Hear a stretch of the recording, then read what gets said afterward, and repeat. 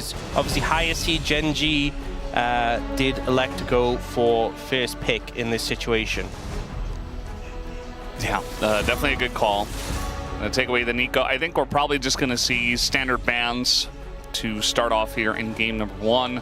As you mentioned, GENG has not played on this patch, so I'm excited to see what their take on it is, having watched all the other teams play so far. One thing that's really interesting with D+ is, so we've talked about this a lot, but they've been going for, when they have pick priority, going for blue side, which means the other team will often take first pick, so they get second pick. But that means that out of their games so far, they've had second pick in 17 out of 19 of their games so far, which is a crazy number, but it just means it's been second pick almost all the time. So it's made it very consistent. You know, they're very used to being in this position where they're the second pick team because, you know, all the other LCK teams are like, oh, we get to choose first pick even though we didn't have pick priority. Okay, we'll take that every time. Yeah. And so once again, in this situation, they have second pick. Rumble, I expect, will be banned here, although we did have yesterday, Rumble got left open. Shiwu said he could handle it, but you're against Keen. Keen's Rumble, very fearsome. Will you let him, will they take it here? There is also the Azir open and available, which is another priority pick. I think you take Azir, honestly. I think Keen can play into Rumble as well. Like, he's shown so many things. His Aurora is still up. A big Keen pick into the Rumble. He can play all sorts of other things as well. Now, if they do go Rumble, I don't think that's crazy either, as they are going to lock that one in. You can see that Jovi was mentioning Azir, if you were reading his lips, but definitely preparing for what is to come, because if you take the Rumble, Azir will be picked 100%. Yeah, and I expect D+ probably going to pick up jungle in this situation. They've been early picking their jungle throughout playoffs and play-ins, basically in their first rotation, and they will instantly lock in that Jarvan. Does also mean, you know, Azir is that safe mid laner who's able to obviously disengage from, you know, a Jarvan's Cataclysm. A lot of the options you might take in mid don't have that safety, so having the Jarvan immediately makes it a little bit trickier for Chovy to pick something that can get outside of that. We'll see what ends up being secured here. Vi going to be taken up for Canyon, a pick he has a lot of experience on and also works well with the Rumble. Do you take mid here or do you leave it? You could go Vi Ahri, that'd be really strong, and also allows you to circumvent the Jarvan. Not the most fun into the Azir though. Yeah. You could pick Taliyah. I don't want to see it. Just because Taliyah Vi is a thing, but I don't. Okay, well. Yeah, I mean, a lot of our mid laners do like Taliyah into Azir, and I think the main thing is that it's about the lane matchup.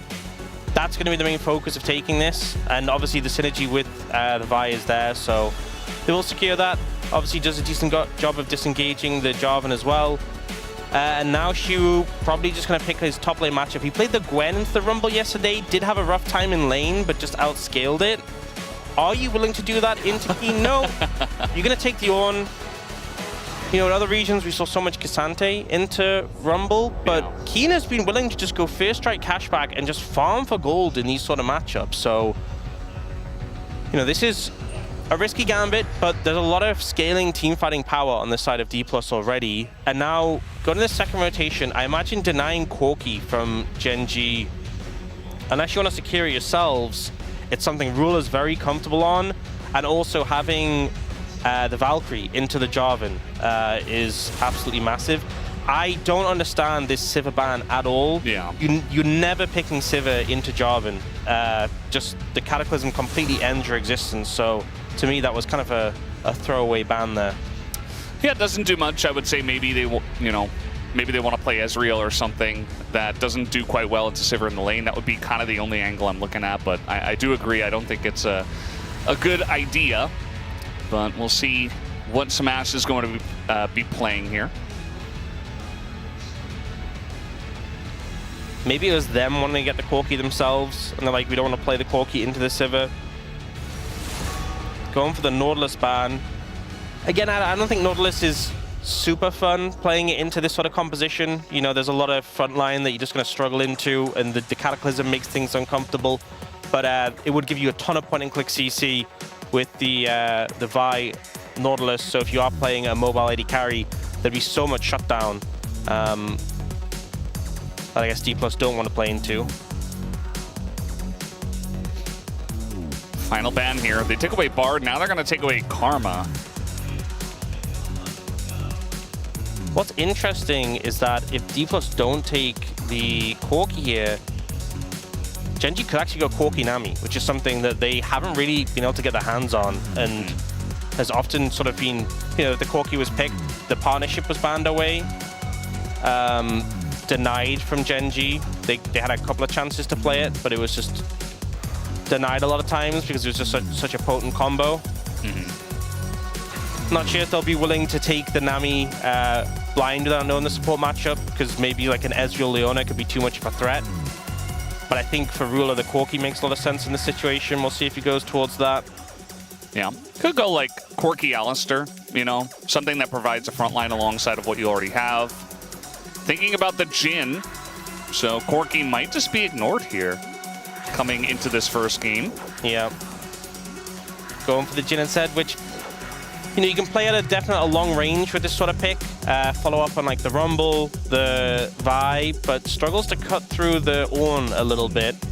Might not be a problem if you get ahead, for sure. And now, what does Duro want to take here? Gonna go for the Rakan, which good follow-up with the rest of the composition, helps layer CC for that Talia, for that Rumble to get that damage down. I imagine if you want an engaged support, it's probably just the Leona here for D+. Poppy got good value too, though, into the Rakan and the Vi, if you wanted to take it. Here, frontline would be kind of insane. And they're going to go for Yuumi after all of that. Okay, so electing to make the decision that we have enough engage. You know, we have the Jarvan and potentially the Azir as well. The Ornn when we get to the 5v5s. We want a bit more scaling. You've picked Rakan into Ezreal. You just don't have really the threat in the 2v2. So we're going to pick a scaling pick. We're going to go for this Yuumi. And especially with the Enchanter item changes, we've seen more of these in the LCK Cup, right? We've had the Sonas, the Seraphines, even the Karmas come out, where they've gotten some of these powerful items that have just allowed you to scale up and have more power. Seeing an angle, and really this is kind of put D+ in a position where now the pressure is on GENG. You can't just sit back and scale. You can't just have Keen farm up a gold advantage in the top lane. I know GENG are a team who have excellent team fighting, and the 5v5s are a threat. The mid game in particular, you could see them take over, but a misstep might put you in a position where you're dealing with ornaments, you're dealing with, you know, a Yuumi, an Azir. It's a little scary as a result. I think D+, some interesting ideas here. Yeah, it's definitely pretty cool. I think it's nice that Showmaker is able to pick up the Azir, deny it from Chovy for the rest of the series, and just go ahead and get one of the best picks on the patch as well. They did give over the Rumble to Keen, though. We'll have to see how it does go here as we're hopping on the Rift for game number 1.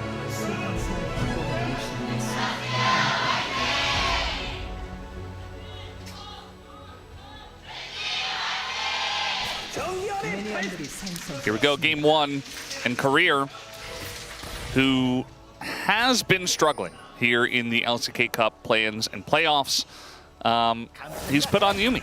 And I think it does show power. We've seen this hovered a little bit, actually. Some players have been playing with the idea of playing Yuumi, but we are actually going to see it come out here with the Ezreal. The Karma was banned. The Bard was also banned. So maybe they said, well, if you want to pick Yuumi, go ahead, but we'll take away a couple of the other enchanters that are very good on this patch. The thing is, as much as you're generally going to be safe in lane, when it comes to 5v5s, there's a lot of things that can reach you in terms of, you know, you're playing into Vi, Rumble, Talia, Rakan. Ezreal is a very safe AD carry, but there's no guarantee of safety into a composition like this. If Smash is too far forward and gets blown up, it's going to be hard to create a survive afterwards. You know, if the Unraveled Earth comes out from Chovy afterwards, you can't just dash into someone new. That's a little scary. Yeah, they were trying to play for the level 2. Career hopping off of the Ezreal, trying to auto-attack as much as possible, but yeah, and into the bouncing grenade and being Yuumi, not going to go well. And Career bin all 3 combat sums as well, very early on in the lane. This is honestly one of the advantages of Yuumi. People think of Yuumi as being like pretty weak in lane, but the fact that you have the double combat summoners, also you're playing into a Rakan with Spellbook, you have Aerie as well. You actually have strong laning power in this situation, but they kind of used the summoners to not great effect. It's not getting the most value. Yeah, they were trying to be pretty aggressive early on. Yeah, you saw the exhaust came out on Rulo when he had the 4th shot, so he just didn't shoot it. Yeah. Just held on to it. Denied. And Chovy doing pretty well in this matchup here. Kind of seeing why he prioritized that Taliyah. Yeah, I think Taliyah, you know, Atlas and I have both been pretty, I think all of us, even you, Ox, have been talking about how Taliyah just doesn't seem to do a lot of damage. But it's in games where it's kind of even, you're playing into a lot of hard dive where the Taliyah can be good, but isn't, okay, well, the Yuumi's in a lot of trouble. Career just going to get locked up and just die. First blood given over to Ruler. That is one of the things you cannot do if you're going to play Yuumi. Yeah, a little bit disrespectful, and now this should be a 2nd kill secured. Yep, Canyon right here. Smash has his flash, but yeah, just going to go for the knock-up here. Nice tanking with the barrier. It was a little bit close, but Canyon is going to pick up the kill. That's 2 already for GENG. Huge lead for GENG to get those early kills. You know, I was saying that this bot lane shouldn't be threatened by the Rakan. It shouldn't. Really. Yeah. No reason for Career to be getting engaged on in this situation. No reason for you to be standing outside of the Ezreal when you're not really doing anything. You're not autoing someone. You know, I'm not saying you should sit inside the Ezreal the whole time, because you do jump out to auto. But you were just standing outside for no reason. There was nothing gained from it there. Duro with a great engage, great setup. And the decision to make Ruler tank, because you're ranged and because he has both sums, he can very easily disengage. He does burn those summoners, but it meant it was such a safe dive. Yeah, it's just very clean execution from GENG. Able to not only get the 1 kill off of the mistake, but also punish and get a 2nd Look at the items. So Smash, okay, we can't actually look at them right now. So the last Yuumi was in 2024 in April. So I'll spoil it for you. That was Ruler Helen. Has a BF sword, Smash has a tier, and oh, well, he has the little fairy in the bottle. The moat. Yeah. Glowing moat. Seems like a little bit of an item disparity. And not only that, Duro picked up the Oblivion Orb as well. So, not exactly even, is what we'll say. Yeah. I think it's pretty rough. Like, if you're playing into GENG, we're talking about how this comp, if it does get behind, it might struggle, but it is GENG after all, and it's a team that doesn't often get too far behind. And if you make one tiny mistake, this is why I was so worried about the bottom lane Smash and Career, is that they just don't have a lot of experience, especially Career. Like, Smash at least has some. As every so often we're looking at the top lane, trying to go for an aggressive trade here. You see Keen is going to overheat, and Xiu's taking a ton of damage from those autos. He's going to be silenced for a while, but does get it back. The flash on him from Xiu, though, and Keen has to flash away, and he dives in the solo kill against Xiu's Ornn. And you know, I was a little concerned about letting the Rumble go open, but Xiu has it unlocked, has it handled, gets the solo kill onto Keen. Beautifully played there. And top lane going pretty good so far. A bit of a referee for D+ that they desperately needed. Well, they're going on in. They want to pull the trigger on a Ruler who does not have his sums back. It is 3v4 though, guys, and that is a Yuumi. Showmaker just gets here. So going extra aggressive is not going to pay off. Smash has to flash away. Does avoid the knockup. You know that Smash pretty good at pressing his buttons, but the idea to go in there, not the best. Yeah, a little bit overzealous. You have to remember as well, Ruler has a BF sword, right, compared to the tier on the Ezreal. And you're dealing with a Taliyah who can just circumvent so quickly, can reach the fight so much faster. This is that top lane play. So Xiu goes aggressive, doesn't actually connect the knockup. But in this situation, gets that brittle stack there. And he already has the Negatron Cloak, which gives a ton of magic resist. Gets the grasp stacks. Keen kind of runs out of damage. Because he overheats, he just has nothing left in the tank in the extended play. And then here. So Chovy's already moving down.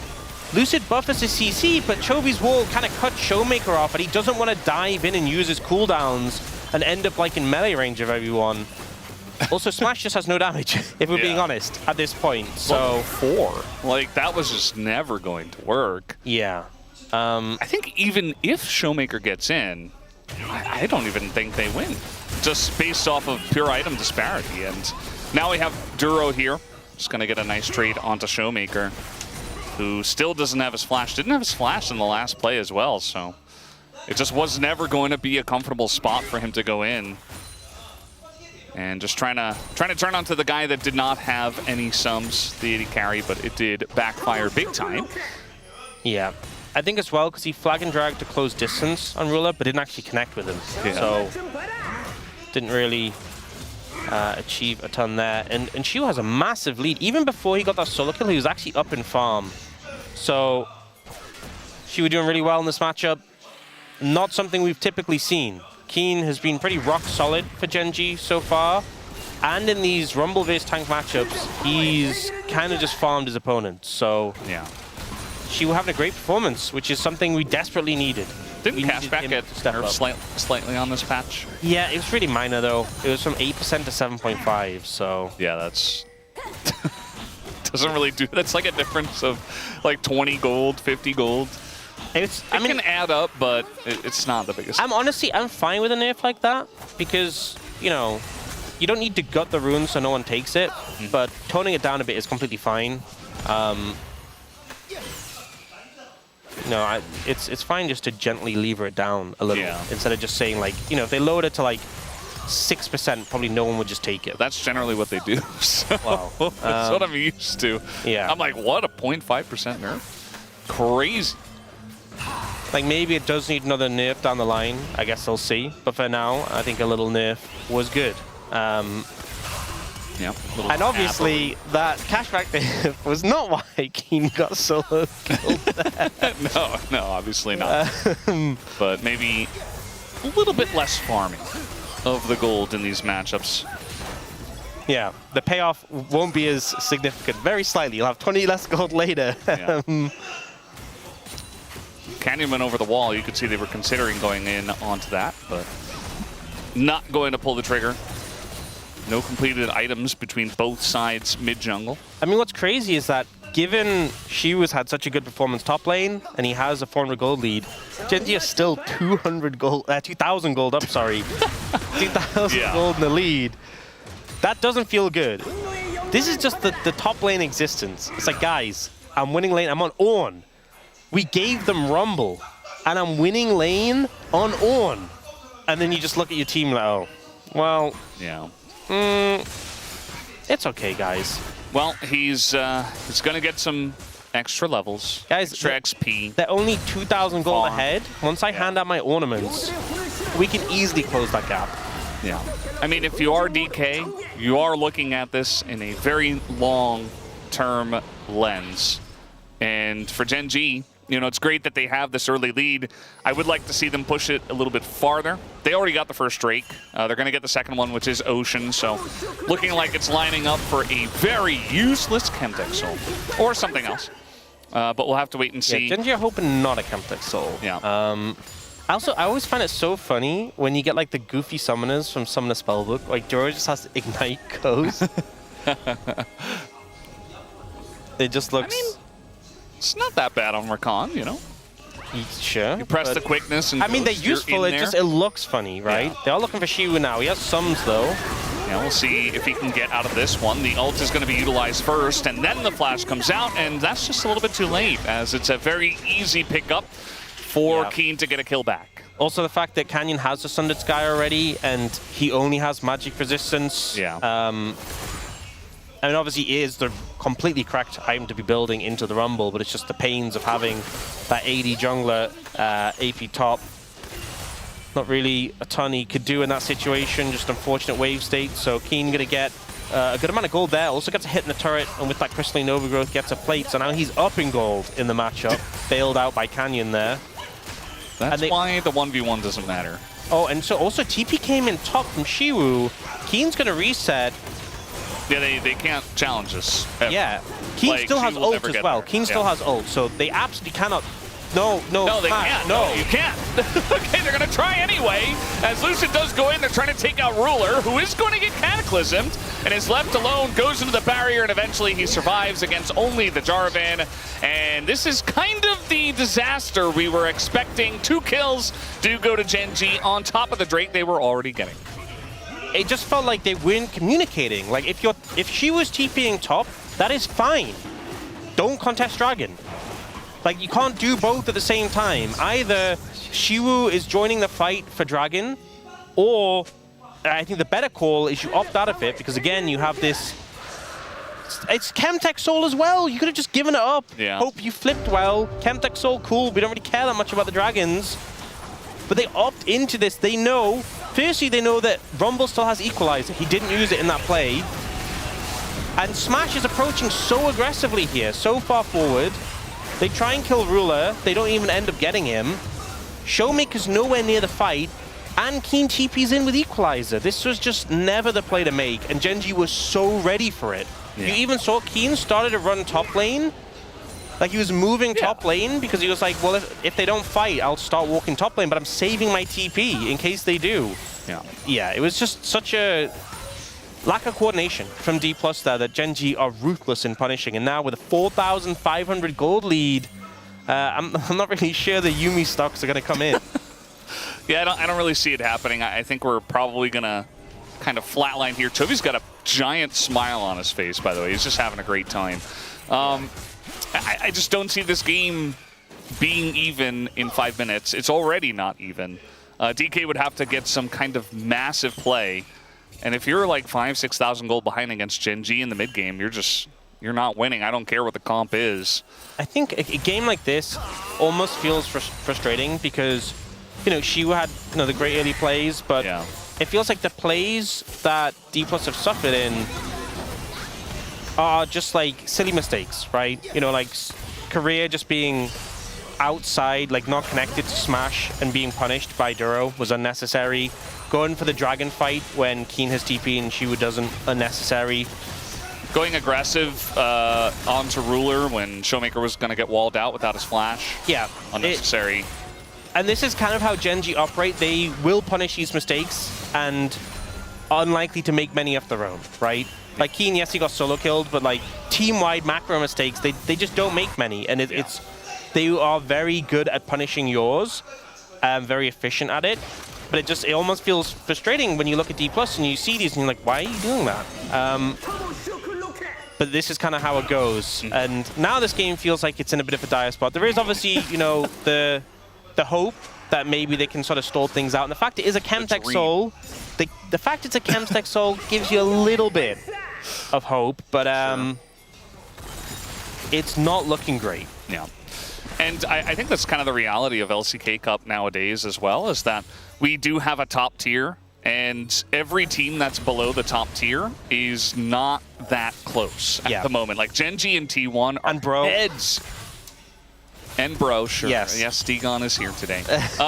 And, okay, so GENG and T1 and Bro. Yeah. In the top tier, and nobody can really touch them. I mean, T1 has lost some games here and there, but I would still consider them on at least the same tier. Like, nobody comes close to those two teams, which is why a lot of the... Two teams. Huh? Three teams. Yeah, no, I forgot. Yeah. Which is why all the Preds today, most of them were 3-0. We had 3 3-1s out of 14. 11 of them were 3-0, and it's not surprising. And I feel like DK, if they're going to get on GENG's level, they have to clean up some of the basic macro mistakes that they've been making in this game. Yeah, I think as well a big factor is D+, you know, they have this new bot lane coming in. GENG are the same team as last year. Yeah. And it's a lot of less experienced, younger players on D+, and I think you can see a lot of the urgency, right, in some of these plays that they're making. GENG feeling very refined in their decisions. Herald is up and available. What do you see Lucid trying to get some vision on this side of the map? GENG have not dropped a single objective yet. They have both Drakes, all 3 Grubs. So I would imagine they can just go for this. Keen bottom lane with his TP. Shu has his as well. Well, at least GENG probably won't get Atacam this game. Probably. I like how you leave it open. Yeah. It's like, there is still a chance somehow that I'm a little bit, Otacon. maybe. You know, I'm not 100% certain. Maybe there's a way. There's still an angle for GENG, I'd say. Yeah. Anything is possible. If we just roll it back some patches, maybe. As Ruler is, you know, about a level and a half ahead of Smash here. Oh, Ruler goes to second item Sip and Spang. There's a lot of shielding on the enemy team. I mean, there's some shielding. There's like the Orange Jarvan. gonna shield, Jarvan's gonna shield, Azir's gonna shield. You know? I mean...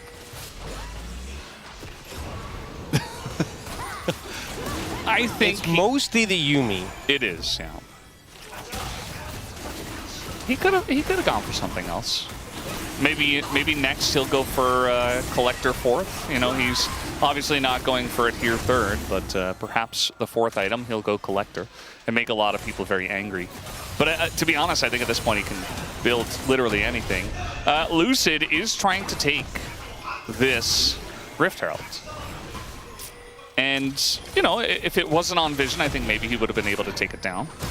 But we got TPs coming in. This is definitely what we expected from this one. Showmaker and Lucid sticking on this as the Equalizer goes directly on the Showmaker, and it will actually, the kill at least, go over to Lucid. But immediately Showmaker's just kind of dead, is going to get a nice sweep. And the eye was also picked up, so 1 death as Shu's trying to get in there. They're actually re-engaging here, 4v5, as Lucid is just going to die. And Smash and Shu just have to run tail between their legs, trying to get as many Qs down as possible, but yeah, just not looking so hot. As GENG will pick up 2 kills. Gonna actually lock down Shu as well, just kind of posturing in mid lane for some reason. As Shu, oh, it's coming down, and oh no, Smash jumps out of the way. But to be honest, if he didn't do that, he probably dies too. So yeah, doesn't look great, but it's still 3 kills here for GENG. Not sure you want your 80 carry blocking the Jin ults for your Ornn. Kind of doomed if you do, doomed if you don't. Yeah. Bad to Whis, I feel like. Not really progressing too well in this situation. The Equalizer does a bit of damage there to Showmaker, but the follow-up is swift, and I feel like this is kind of the problem here, is that it's so easy for this composition to get on even these safe targets like an Azir and Ezreal. And the thing is, D+ got the Herald. They didn't need to make more out of this. This felt a bit desperate. And I get you're behind, and maybe they were like, hey, we see an angle. This was unnecessary. Ow!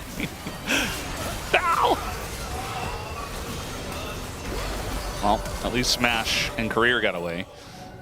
He did have to flash. Okay, Smash is online. He's got 2 items. Actually, he's finished not online, he's in person. He's still playing the game on the internet. Well.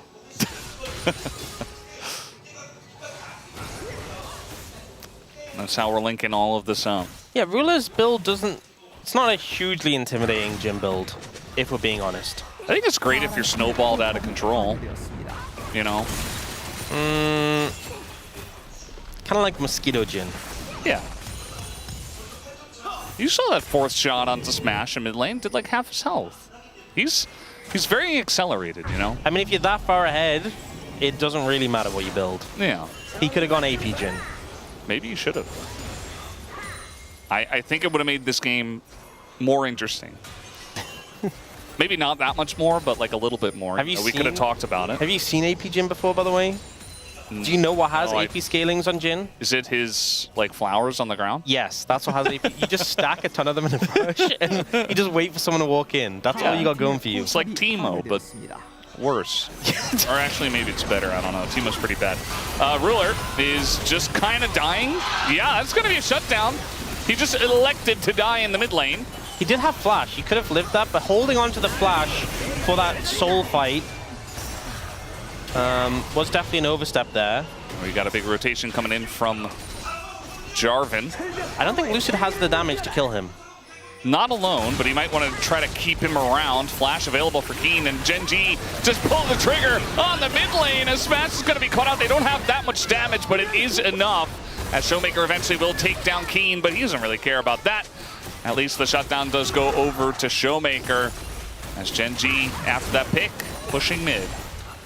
I think some good plays from G+ in terms of the picks they're getting, but I do think that Smash should have backed away. When your jungler's walking down and make that play bot, you kind of have to give space. You know, you're making plays on one side of the map. You're not strong enough to hold presence mid at the same time. But getting the kill on the Ruler, getting the kill bot as well, pretty good. Here, Ruler just feeling somewhat overconfident. Also, I like that the Yumi's just kind of floating weirdly. The Yumi Cut to the next clip. Disconnected, just kind of there. Accurate. Yeah. This is kind of what I was talking about though with the Vi, just always being able to fight. What is the Yumi doing? Just cat behavior. Yeah. And here, we didn't get to see this one fully. Lucid alone doesn't really have the damage. I think Keen was like, hey, I can just kill this Jarvan. But Lucid trying to disengage from the situation, trying to buy time, and then Showmaker comes in, and he just survived. That was so close. Oh, the Triumph! Yeah. I'm not 100% certain that saved him, but it was definitely close. It's going to be Chemtech Soul, 23 minutes into the game.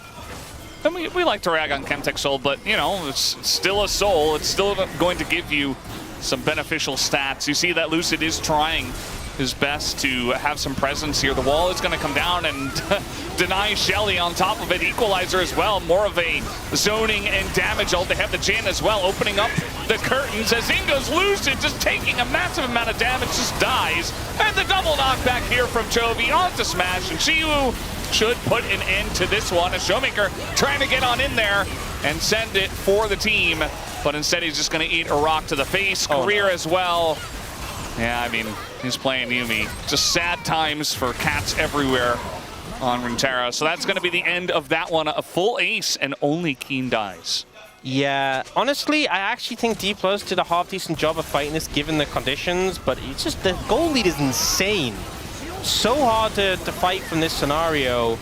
Showmaker gets a lot of damage down, but very difficult. Lucy doesn't get a ton of value, just gets blown up immediately. Smash is really far forward, he gets melted. Showmaker, though, is doing a lot of damage. Dashes forward to dodge Duro, uses the ult to disengage. Boom. Nearly gets Chovy at the end. Kind of feels like it's him against the world right now. But unfortunately, he can't do enough. There's a thing happening here. Okay, well, with Smash, might be able to get this one down. The flash comes out from Ruler, and Lucid flashes in, but Ruler just lives through everything. And I think that's a lot of help from Duro, as well as some big items helping out. As Smash and Lucid get baited into dying. I mean, at this point, you might as well, right? Like, you might as well just go for a pick. That looks actually kind of close, but not meant to be at the end of the day. It's 11,000 gold here, 25 minutes, plus a Chemtech Soul. So, hey, at least we have some more items coming in, you know? Yeah. Ornaments, yeah. Yeah? Yep. How many Orn items can you give out? Can you give out 12? Then it'll be even. 12 more. 12 more. They don't have 12 items to give. They don't have that many items. That if you could literally just turn, if Orn could make every single item you have an ornament, GENG would still be up in gold. Yeah. Taking a look at the levels. Yeah. It's taking a look at all the numbers, it feels like. It's a little bit of a rough one. This really doesn't bode well for the series, right? We have a 20-match winning streak for GENG. No. Really, like he's coming and he's on the way. 나 야, 어디가? 다음에 당황스럽네. He's saying like, where are you going? 진짜 나 너무 당했어. 이거 터뜨려. Not sure if he was talking about Lucid or Duro, to be honest, but probably Duro. I think it was because of Blasco, and he just went crazy. Like, where are you going? Why are you going to the pit? Like bro, help me. Yeah. But Duro came in and blocked the Mystic shot. He was there for him. Yeah. And now GENG just pushing bot. They have 3 Void Grubs as well.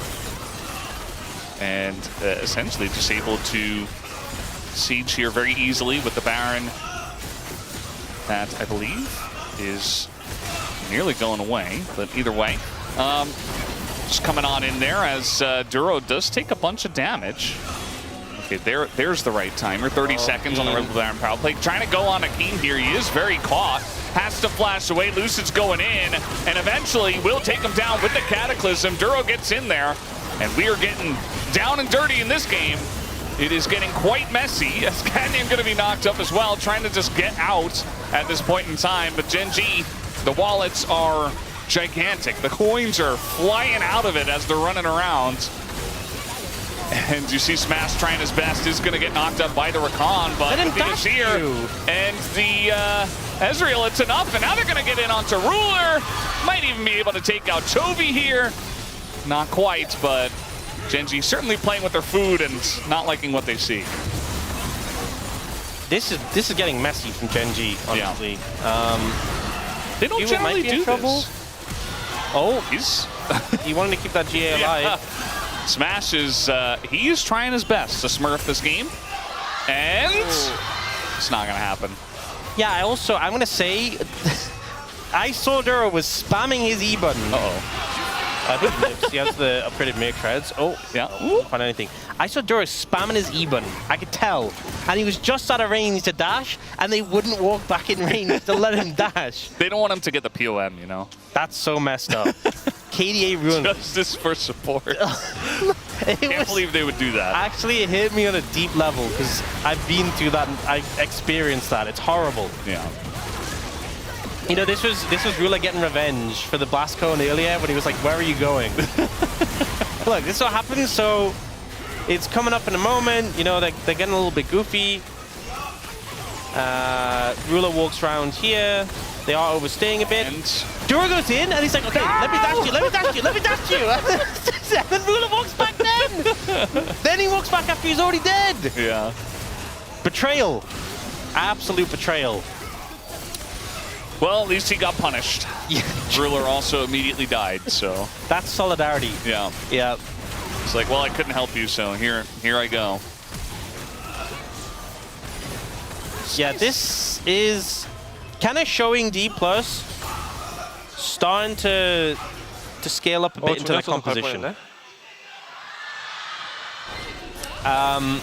The long-range power of the Ezreal, Yuumi, Azir is a threat. Elder's if you can't reach them, yeah. Flip an Elder. This is a game 12,000 gold, okay?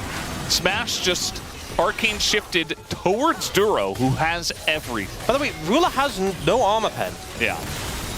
And this Ornn is tanky. So the Mosquito build is actually, okay, this time he's going to go in. The damage not quite layered, but in goes Canyon. The follow-up again, not quite there. Canyon in trouble. Double sweep comes in from Showmaker for him to just kind of go into the turret and die. You know, DK, now that they're 12,000 gold behind, are playing really well. It just doesn't really matter because the wallets are just so heavy.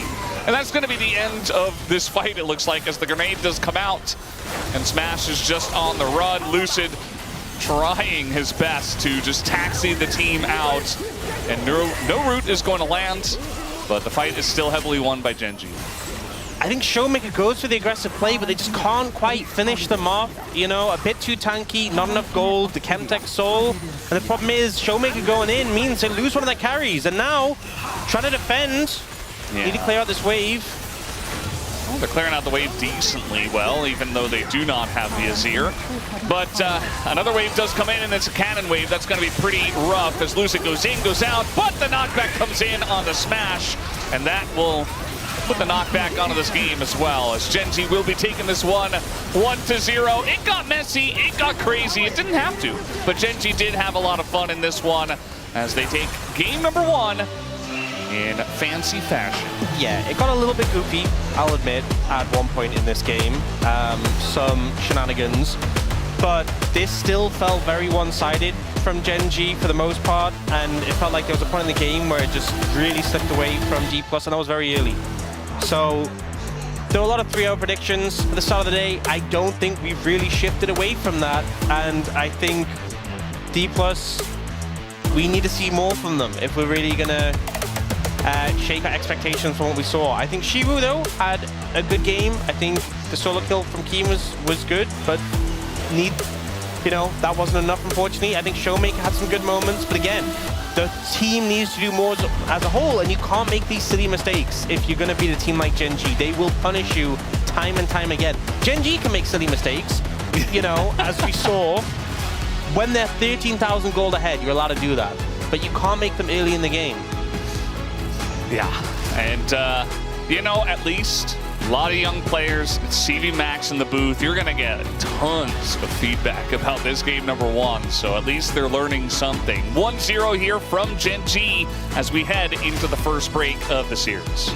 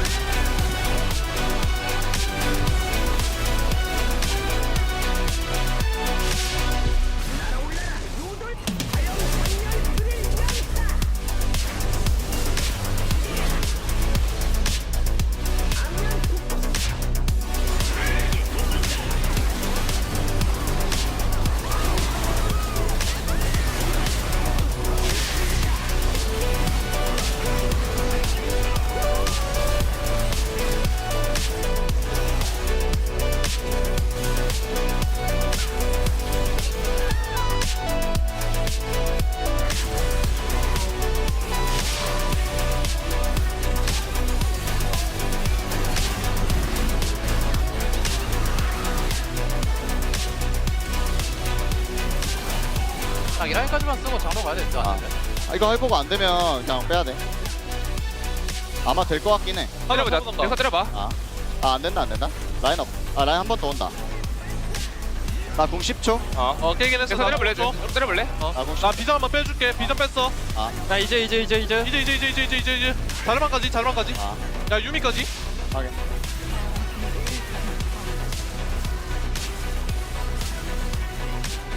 나이스. 나이스. Up to D+, being second pick, 18 out of 20 games so far in the LCK Cup. 90% of the time, they have been second pick, and now, gone on the first pick, it's just something they don't typically get to do. Less experience. It does also make you wonder about that preparation. Presumably they prep for both, obviously, especially in the best of 5, but a lot more of their games are them on second pick. Yeah. It makes sense. I think GENG, they get an opportunity to, after game 1, when a lot of stuff is fearless banned, to say, okay, we can maybe get a very strong 1-2, and we can also get the final counter pick. So I feel like, especially for a team like GENG, you can easily utilize a counter pick with guys like Keen, like Toby. Even Canyon or Duro can definitely utilize that. As they're looking for the Rise first pick. Oh, you think they're looking for the Rise? What signifies that? I don't know. I just had a feeling. I don't know. Intuition. Yeah. No idea what they're actually going to pick. The thing is, Cassiopeia's open. Rise also did get net nerfs between, there was his W being nerfed, Phaser being nerfed, Actualizer got buffed, but they're still going to ban it, still going to take it away. Not going to deal with it. Nico is open and available. Pantheon, Yunara, all open and available. A lot of picks that were banned last time are on the cards, which I think GENG are kind of okay with, because even if you take something strong on this first pick for D+, a lot of things that GENG can answer back with. So I think maybe like the Pantheon could be a good first pickup, but we'll see what they opt to prioritize here. Could just be that Yunara. Yep. Yunara, very strong. Nautilus still available, so can be a little bit iffy to go for this. But Yunara is very strong, so I think it's okay to go ahead and first pick it. Yep. There's also, Nautilus may be available. Nico is also available. who's obviously a phenomenal team fighter. There's the Corki, who was absent from the last game. Yeah, they were just saving it. That we know Ruler enjoys very much. Now, what did GENG pick here? Do they go for the Nico? I want to secure that. Do they go for the Pantheon for Canyon? There's also Xin Zhao open and available, which has been pretty highly prioritized. Well, looks like a Duro pick. Nope. I thought maybe it was. He was nodding and saying yes a lot. But maybe that's just, okay, we're going to save your pick for later. So Xin Zhao does get selected. Yeah, so looking at the prospect of the Mundo, we have had some Mundo games where he's popped off, have had some Mundo games where he's done absolutely nothing and then walked in, smited the Elder, and just carried from there. Yeah. A lot of front line, not a ton of CC. Is they going to switch around and up for the Wukong?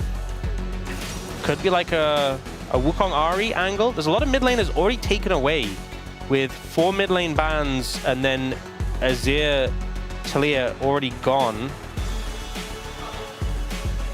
I think it could be a decent option here.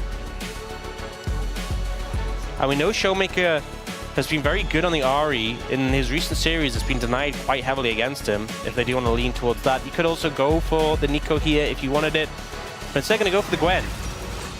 I think part of it could be denying, like, Xin Zhao Gwen is such a strong combo, and also Keen has been kind of picking Gwen irrespective of matchup.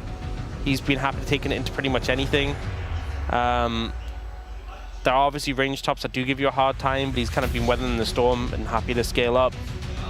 That being said, Keen is someone who will look to punish himself, so we'll see if he opts to pick something there. It's actually going to be Chovy taking the Ahri himself.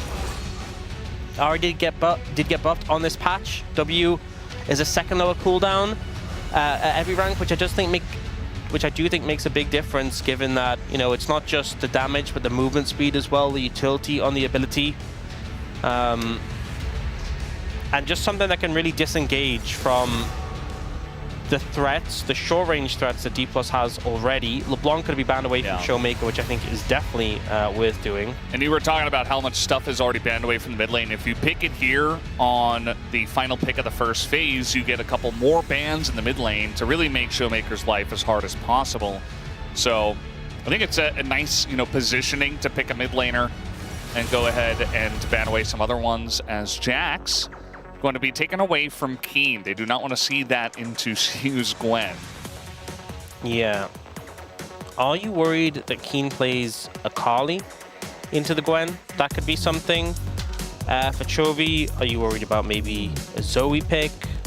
Or is Syndra a concern? Or do you put a ban somewhere else? We haven't seen supports really get a look in yet. Go for the TF instead. Point and click CC. And a favorite of Showmaker, of course. Nautilus ban going to come through instead. Getting rid of that point and click CC. That obviously does well into the Yunara. Just play Nico still. Could go that Nico. You don't have to pick it here, though. Yeah. I mean, I think you might have to if you want to secure it and deny it from D+, as they can take it themselves. The Nami also available, which is, you know, the Corki Nami was a favorite of GENG's. You could just go top and then leave support till last. Yeah, if you don't want Nico, that's what you're going to do. Toying with the idea of the Jace. The Jace did get some changes. So it was taken out of the jungle with nerfs to his monster damage. Shock Blast damage did get nerfed though. And in return got some buffs to his resistances in melee form and his melee form Q. Maybe tank Jace? No. But Man, it's Keen. He might do it. Can brawl a bit better.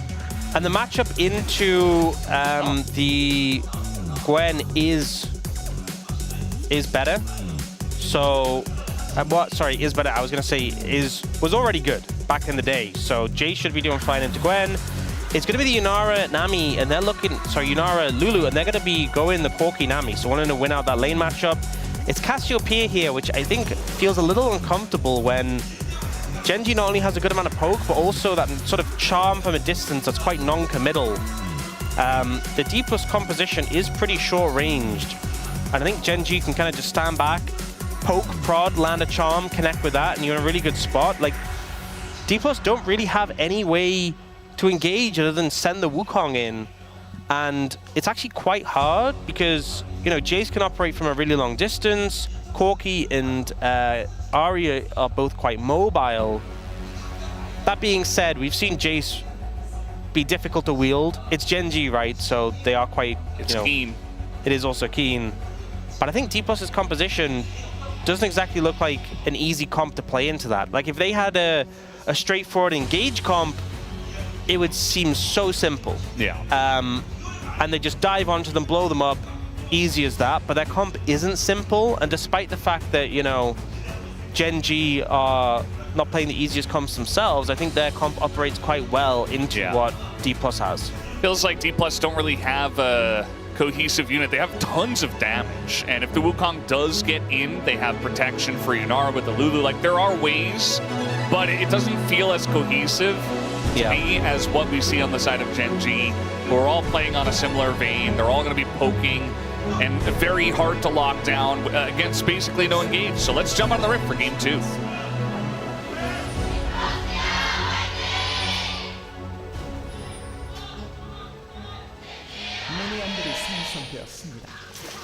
Alrighty, game 2 of the upper bracket, round 2.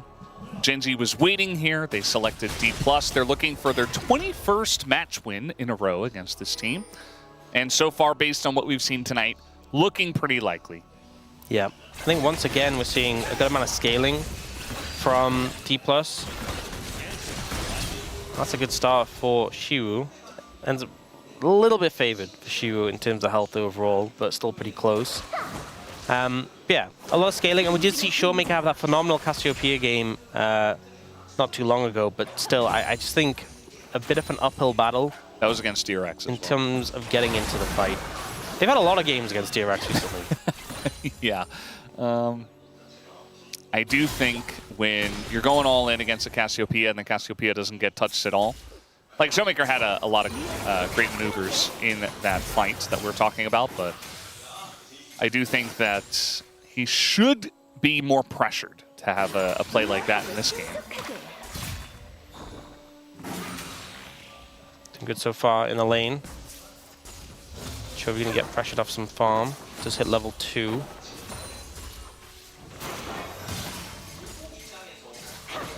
Yeah, Cassio definitely annoying early on, but curious to see how he's going to do against the all-in threat of Ahri and Xin Zhao.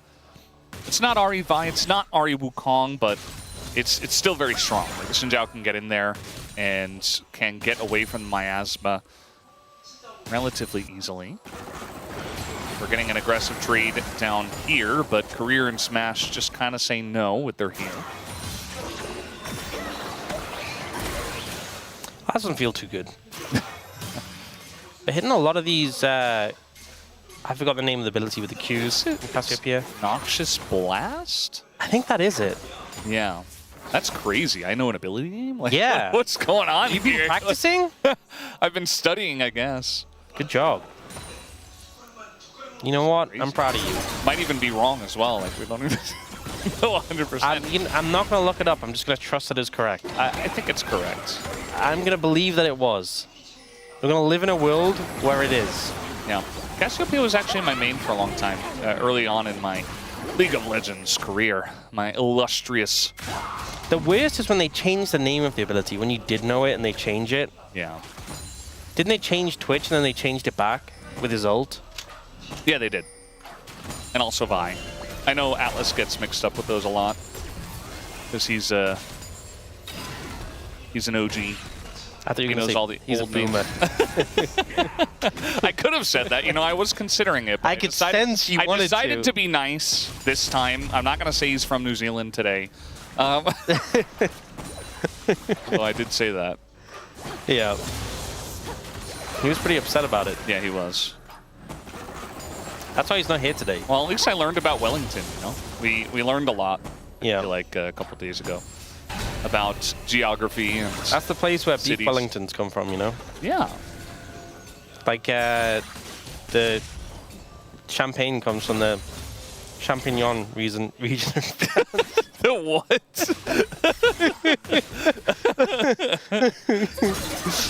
God. I'm gonna tell your wife you said that. Oh no, don't. You know, I always. That's one of the ways I bother her is trying to pronounce French things. Yeah. I just like, that was wrong. That was wrong. That was even worse. Just stop. Never again. Yeah.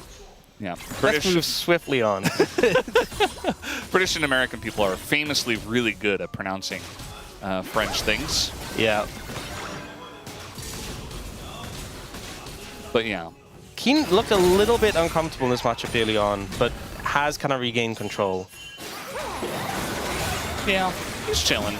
Charm doesn't connect there. I think Showmaker doing good so far. Definitely feeling confident in this matchup.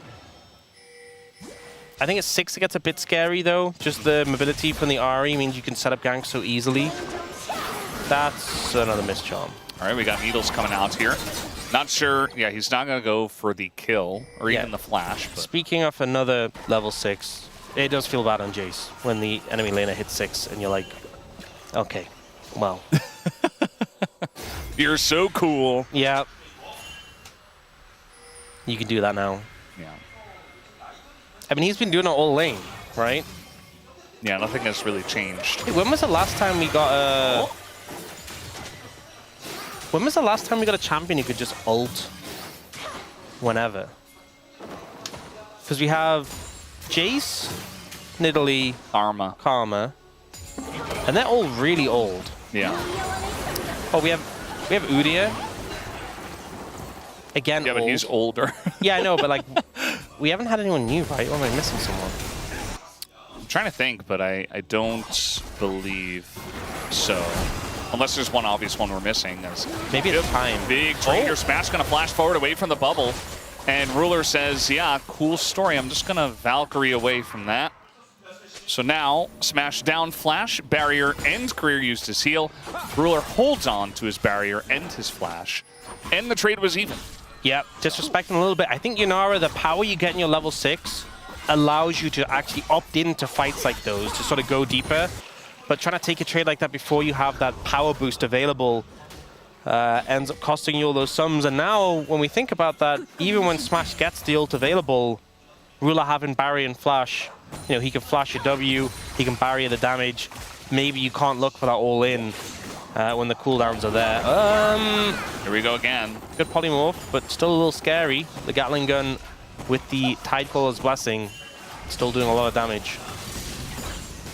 Yeah, you can see that they're now in an uncomfortable spot. Even Ruler was able to pick up the plant from the river and heal up a little bit. And are they actually going to die? I mean, they're very low and not a lot of subs available. Career taking swords and a double rocket to the face! Smash! Hands on his head. That's what it's like to lane into Ruler. The thing is, in terms of the impact on the lane, it's big, right? That is obviously massive, and it does obviously have big ramifications for the lane, for the game. But in terms of how tilting it feels to be on the receiving end of that, yeah, it just does not compare. That is mental shattering. He just styled on you. Just Valkyrieing across and getting the double rocket explosion. He didn't even barrier. He didn't flash. Duro didn't flash. Oh man, it feels bad. He popped the triple tonic, you know, the red one. The red one, the boom damage one. Yeah, 25 adaptive force. Yeah, I got nerfed. After the nerf.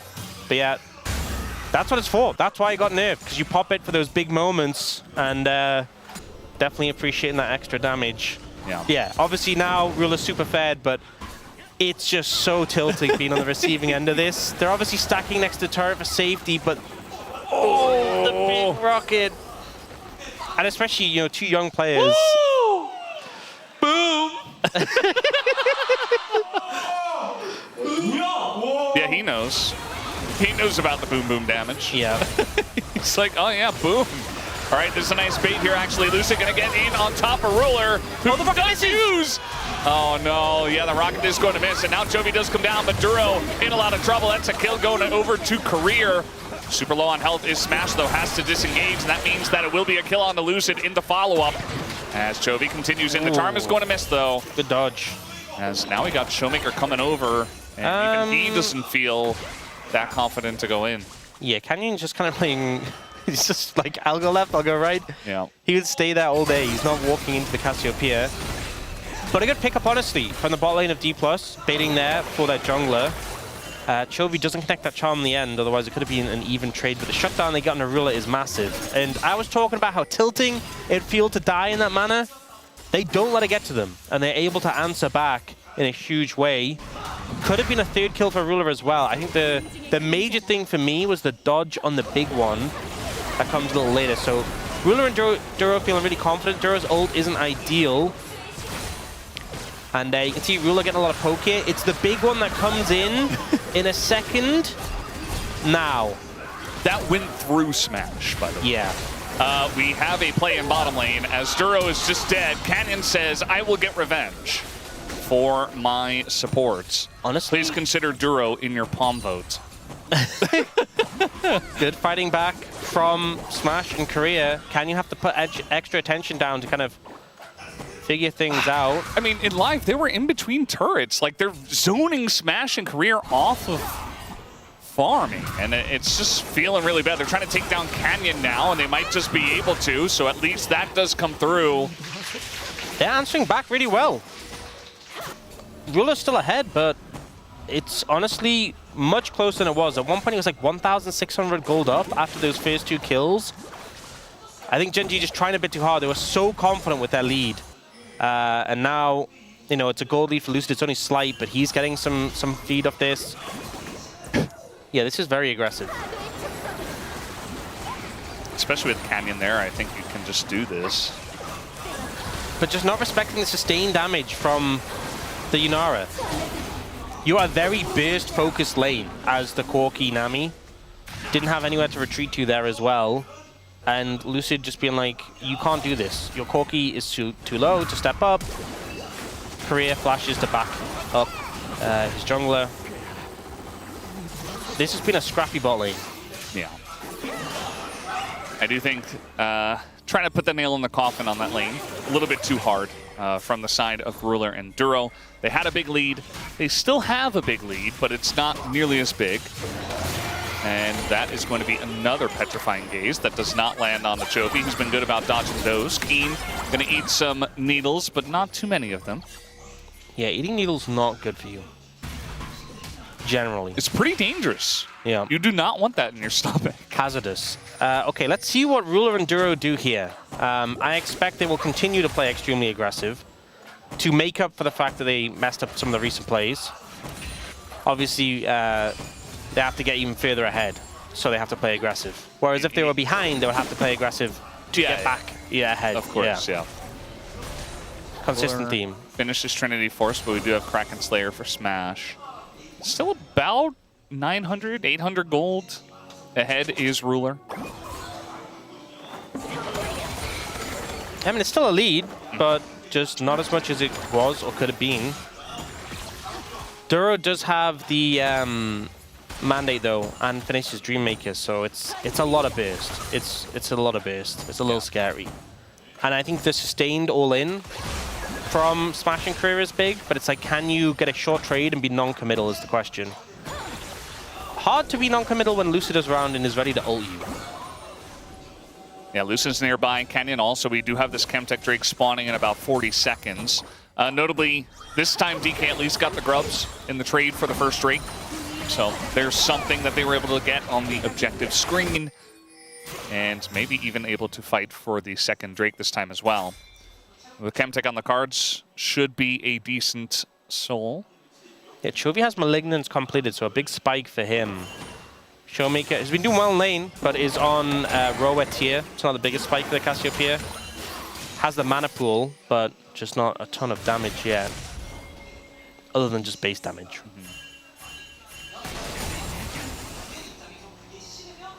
There's a lot of pings in that bottom river from the blue team, where they do not have vision. And just probably telling Showmaker to be careful about Canyon, but not really going for any play in the mid lane. Just trying to clear out vision around the Drake. As Miasma comes in, definitely a very nice trade here from Showmaker. Yeah, he just takes away 70–60% of Chovy's health bar. I mean, there's a bit of sustain on the RE, but that's not a good spot to be in with the Dragon up and available. No TP as well on Chovy. Does hit level 11, but it's going to get a reset. So if Chovy TPs, maybe they can set up for this. They're looking for Smash, though. Yeah, just trying to kill Smash here, but it's Lucid, actually, who gets the big play with the Wild Growth on top of it. GENG totally baited, and now Smash running forward. Canyon has to flash away. Smash goes on in, and it works out this time. Picks up the double kill, and that is a very fed Yunara at this point. Charging in with the Corki, being the one to lead it. A little bit ambitious, little bit of an overstep from GENG, and D+ quick to punish.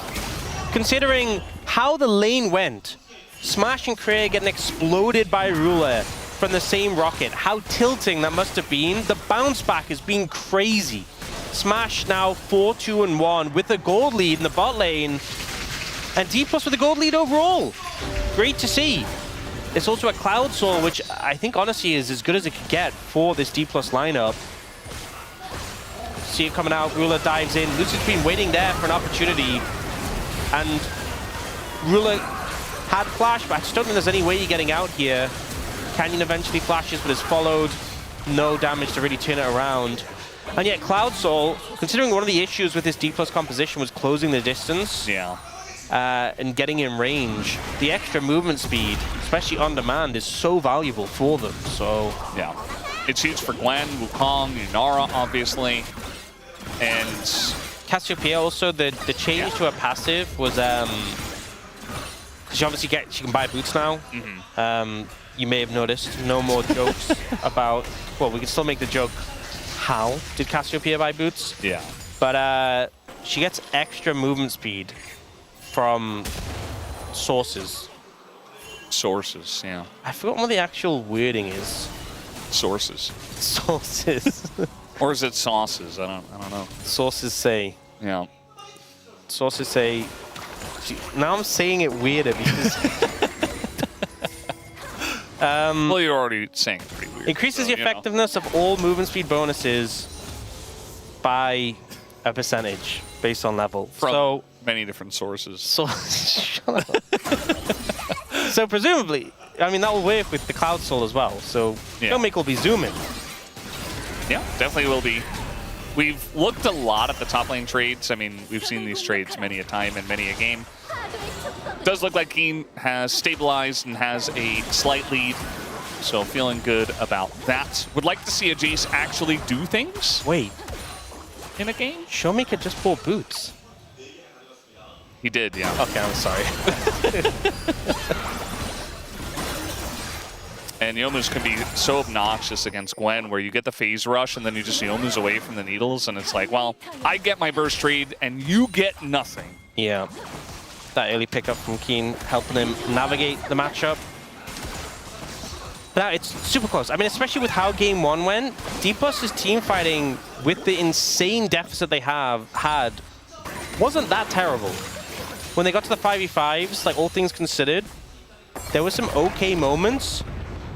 It's just they were 13,000 gold down. So I think a closer game. Oversteppers here, as we are going to have the charm come in, the flash and the ult does go down, but Chovy does not get hit. Lucid, though, is here. Flash available for Chovy, so he's not going to overcommit, but at least does help out against the dive on Showmaker. Okay, well, they get a flash from Showmaker, so it's still positive for GENG, but they definitely were hoping for a bit more there. Yeah, very hard to kill Keen. Too much movement speed, even when he's caught recalling there, just able to disengage from the situation.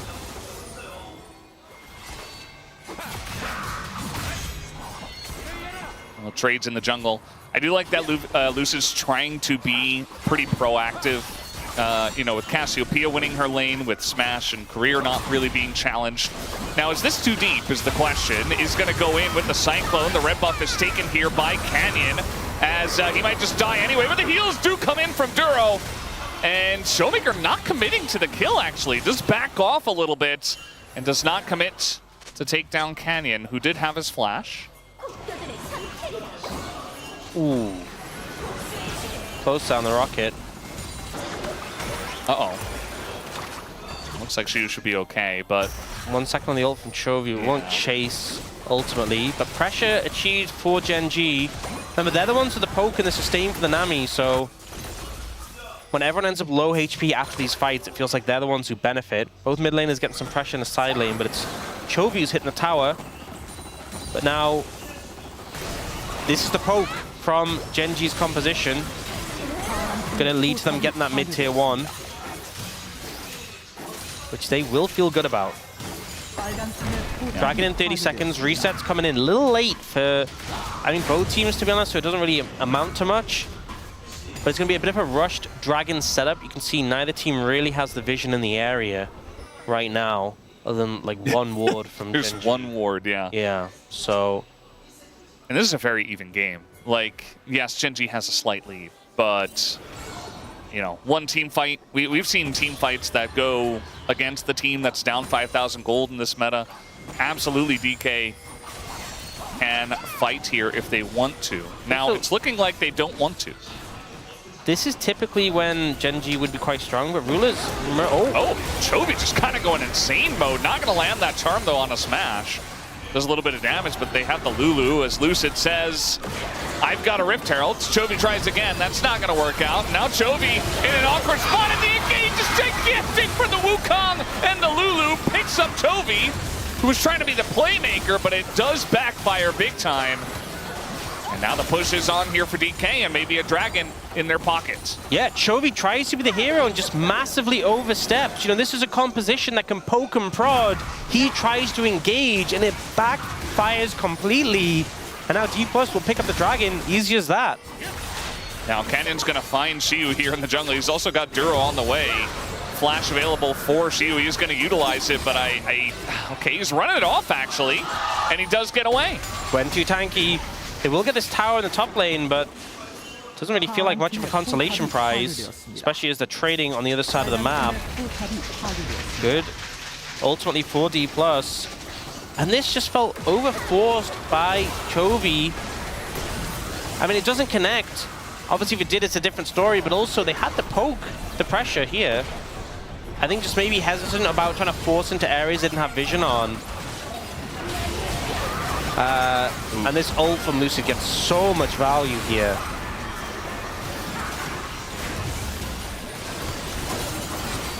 Yeah. Chovy also going Malignance into Rocket Belt. So, a lot of dashes. He definitely has set himself up to be the engage. He's like, I am diving in. That is my objective in this game. Yeah, he's the playmaker against the playmaking maker on the other side. And I do think that they do need someone like Chovy to set up plays alongside of Canyon, because we talked about the engage from DK, how it's a little bit lackluster, but in an even game state where Lucid keeps getting these giant plays with the Cyclone and the follow-up with the Wild Growth, that's definitely enough. If they can close the gap, which they are, it does feel like GENG are overextending, which is giving these, you know, these awesome plays for Lucid. Like if they're playing back, if they're poking, then Lucid doesn't quite have the angle. But so far it's been like 3 times, a couple times down in the bot lane, and obviously here in mid, where Lucid's been able to find those angles, and GENG are just getting engaged on.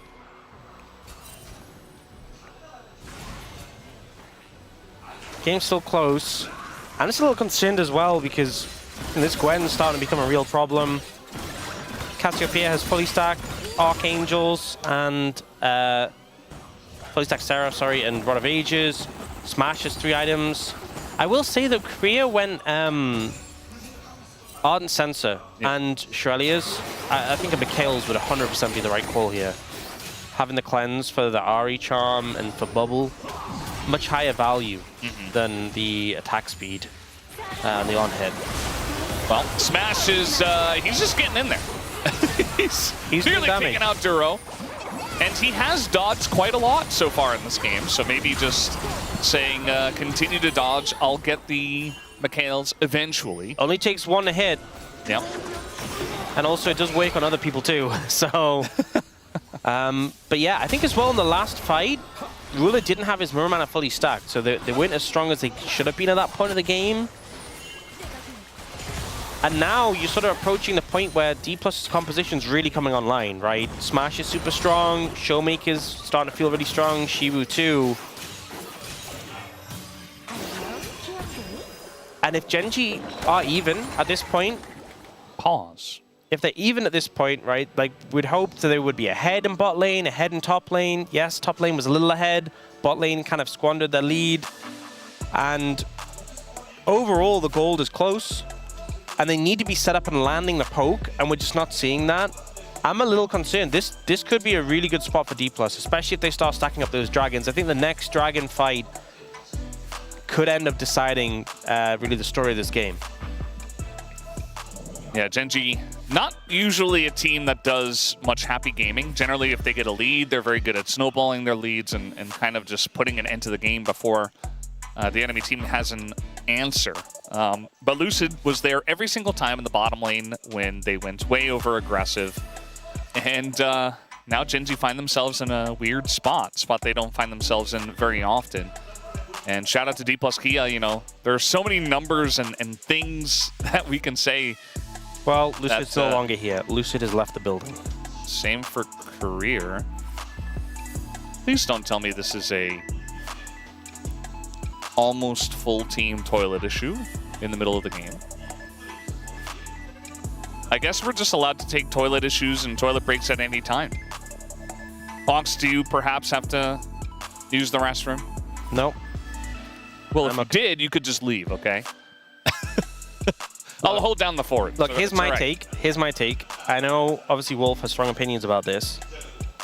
I definitely lean towards Wolf's ideology.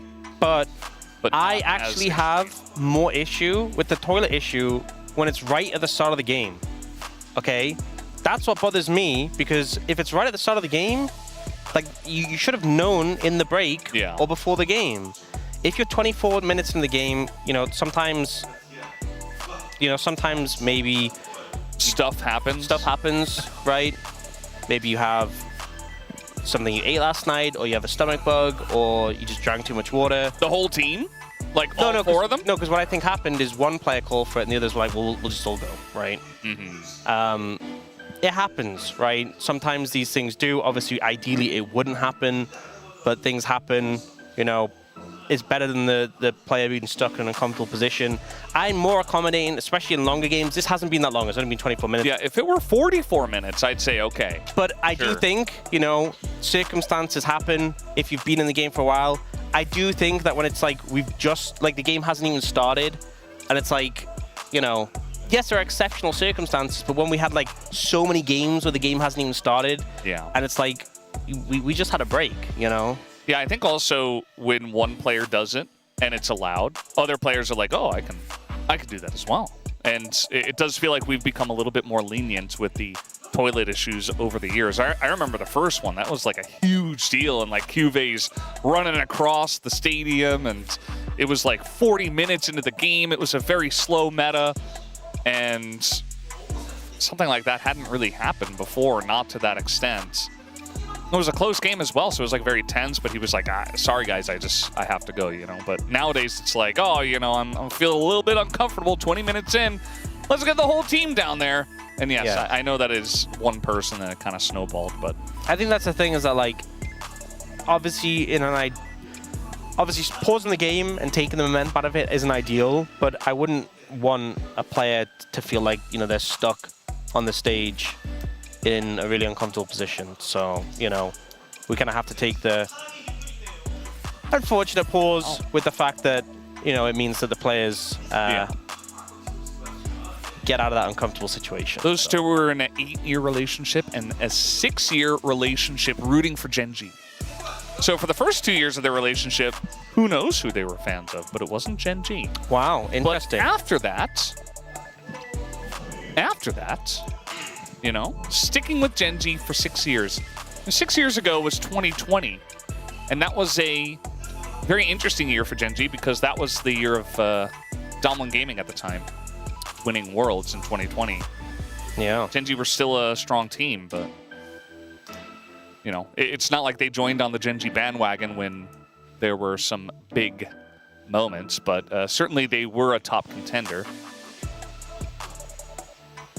This one is girlfriend likes Chovy, boyfriend likes Showmaker. That could be tense. Yeah. Heated even. I like Dagon.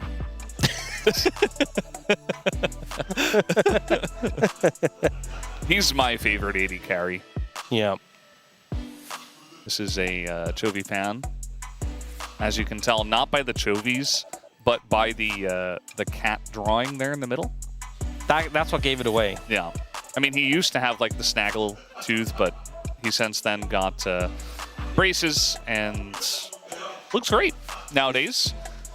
We do have the return of some of the players here. Was Korea the last one? And based on the amount of time it took, you know, maybe there is something going around over there on the side of DK, because that was not a quick visit, if you catch my drift.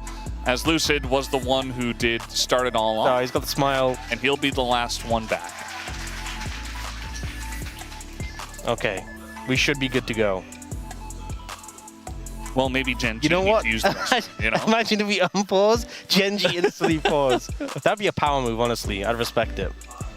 I think they should, just to send a message. Yeah. You know? And what could the refs say, you know? Yeah, can you have gone when D plus No. going? Oh, I only felt like I had to go now. All right, well, we're here to play League of Legends. Thankfully, the League of Legends has begun again. Let's just pretend that was a mouse issue. Sure. Whatever you say, Brendan. Yeah, Lucid with the mouse issue, but we're all back into the game as Genji, well, Keen misses 2 CS there, but it's okay. Okay, we're in the game. Still super close. Dragon in a minute 15. I feel like this is a really big point of the game, especially with Baron available. And a lot of DPS on both sides. A big fight win here probably just leads to Baron. I think Genji need to get set up, poke and prod. Get some poke down to the right members. And ultimately, don't let Lucid anywhere near your squishy champions, which is a lot of them, if we're being real. And also care Smash. If you land CC on Smash, though, there's no outs. If Chovy does connect the charm this time, there's no way to free him from that. Yeah, second time's the charm. Get it? No, I'm not following. Oh. Well, that's okay. You'll have to explain it later. I got you. Yeah. Right now, Genji doing a decent job of getting vision in the area. Do need to start getting some poke down as the members of D+ try and push in. If they can start to get some poke down, that's ideal. Chovy holding off Hugh at the moment. Smash has Bloodthirster, so he's able to sustain up a decent amount. In the meantime, Genji. Uh-oh. Hide on bush. Yeah. And let the Corki engage. A little bit of poke there. Remember, the Jace Shock Blast did get nerfed on this patch, so not really... Feels like it does nothing. It's not hitting that hard. Oh, there's a snake behind. They saw him. Like, they know he's here. And now Showmaker just going to try to flash away, but instead he's just going to die. So okay, that's not good. The Gambit does not pay off. Although they are going to get tier 1, but they're losing the Drake for sure. Went for the sneaky flank, got caught out. Meanwhile, okay, Duro just going to melt just like that. Smash, diving the turret, flashing underneath, and picks up the double kill. Meanwhile, Chovy just a solo kill on a Gwen here on Aziu in the top lane. Pretty interesting how that one managed to work out. The Dragon, by the way, was not taken. So Canyon had to back away just based off the aggression of DK. Yeah, this ends up working out favorably for D+. Yeah. Ruler and Duro step up too far in the mid lane, get exploded by Smash. They're just going to do Baron. No. Just kidding. No, he's taking a Scuttle Crab. Yeah, so they end up getting the Dragon anyway. They circumvent the entire situation because Ruler and Duro just disrespect Smash and Korea in this situation. When have they done that before? Well, Duro especially, that was super egregious. And Ruler also goes down. Was well played by Smash there, but just complete disrespect, I feel. You know, you're in a squishy Nami. Can't be walking up like that. And the rest of the team is forced to move the peel. Chovy does find a nice solo kill here. With the Shroud down, he's like, okay, it's go time. He does the old, press my ult several times. Yeah. The Q misses. The charm does hit though, and then he gets the follow-up Q there. Well played. But this Yunara is very scary. And I believe Korea will eventually get a Mikhail's. Eventually. But first, he will get the Oblivion Orb. He already had that. Forbidden Idol. But, yeah, it's taking quite a while, is the point. And, you know, when Smash first picked Yunara, we were saying, hey, you know, there's Nautilus available. There are ways for GENG to deal with this, but Yunara is very strong, especially if it gets fed. He's pretty fed, and he's ahead of Ruler, who got his Corki, one of Ruler's favorite picks nowadays, if not his favorite. And we were thinking, especially after the double kill in the bottom lane under the turret, that GENG were just going to roll this game too. I mean, I'm going to be honest, they should have, right? They should. It should have been, when you have that much of a lead in the bot lane, they played this one very fast and loose, and Ruler and Duro, it's been a bit sloppy. Chovy also kind of has been bullied out a little bit by Showmaker in the lane. He has picked up some gold now, he is ahead, but the lane wasn't super advantageous. Showmaker was holding his own. Top lane, Kingston fine, but you know, it's Jason the Gwen, right? What takeaways from that is there? And yeah. Shock Blast, they're just not doing that much damage. You know, I think the big takeaway is he was pushed out from the jungle. Oh, this time he is going to force Chovy to use all his dashes in the opposite direction. Nearly dies to the final blast of needles. But they reduced the damage of the Shock Blast quite significantly. Like, they lowered the AD ratio, they lowered the base damage, and it's amplified by the acceleration gate, so the nerfs feel even worse. Yeah. And I just feel like we've seen it now. It's just not doing that much damage. So yeah, I mean, a Jace that's ahead is supposed to be nearly winning engagements by just shock blasting you from afar. yeah, Like, we've seen that if you hit the right targets, and a lot of the times he's been hitting Lucid, who is not the right target, but shouldn't be taking that little damage for sure. Or maybe he should with the changes. So that's what you get for picking the Jace. Lane dominance into the Gwen, picks up Dusk and Dawn, and takes over the game. Which is probably going to happen. Oh, the tidal wave, very nice, but I don't think Ruler gets out anyway, as Lucid just finds the angle. Bit of a Ruler spot there, as he does not have his flash, and is just hanging around, no vision in mid lane. Meanwhile, Lucid takes a bit of a chunk, but every time I see the Shock Blast hit Lucid, I'm like, is that it? yeah. Is that actually it? Is that all you have to offer, Jace? And honestly, they could have gone something else. Like, the Akali was available, and Akali just kind of mangled Gwen. Yeah, just caught out. You know, I talked about some of the concerns for them reaching the Corki. They're not really struggling with it. They're kind of just charging at him. Lucy doing a great job this game. Was underperforming last one, but really finding the angles here. And Cloud Soul's in a minute. If they get Cloud Soul, they will just run them down at every opportunity. GENG do not stand a chance. Yeah. And the amount of poke you're doing will severely fall off as more and more items and levels come in for the side of DK. Your Jace is going to feel even more useless as the game comes along. And this is looking good for D plus Kia. Like, D plus Kia have not won a match in the last 20 matches against GENG, but they have won games. They have won games here and there. But no one's won a single game against GENG all LCK Cup. Yeah. This would be the first game loss for GENG this year. Well, yeah, because Casper Cup was last year. Yeah. So first game loss for GENG this year, which is crazy to think about because we are in February, halfway through already. Well, they still don't have Mikhail's, so potentially an angle here. Canyon's being chunked out so much before the fight even begins by the Cassiopeia, and now they can just kind of run at the Dragon. They have so much damage on this. They don't even need the Yunara. But here comes GENG pushing down the mid lane. The problem is it's so hard to approach when you don't have vision. If you run in there, they'll just engage on you. They're trying to threaten the Baron, but I mean, this is just not realistic. This is on Vision. So, Showmaker does have TP as well. You see they pull off the Baron. They're not actually going for this. That blast did some damage, okay? Yeah. Squish your target. TP's coming in. Did a lot more, but... From both. Actually, don't really get too much value out of that. They are going to get first track in a mid lane inner. So they do take that down. GENG are in a comfortable spot here.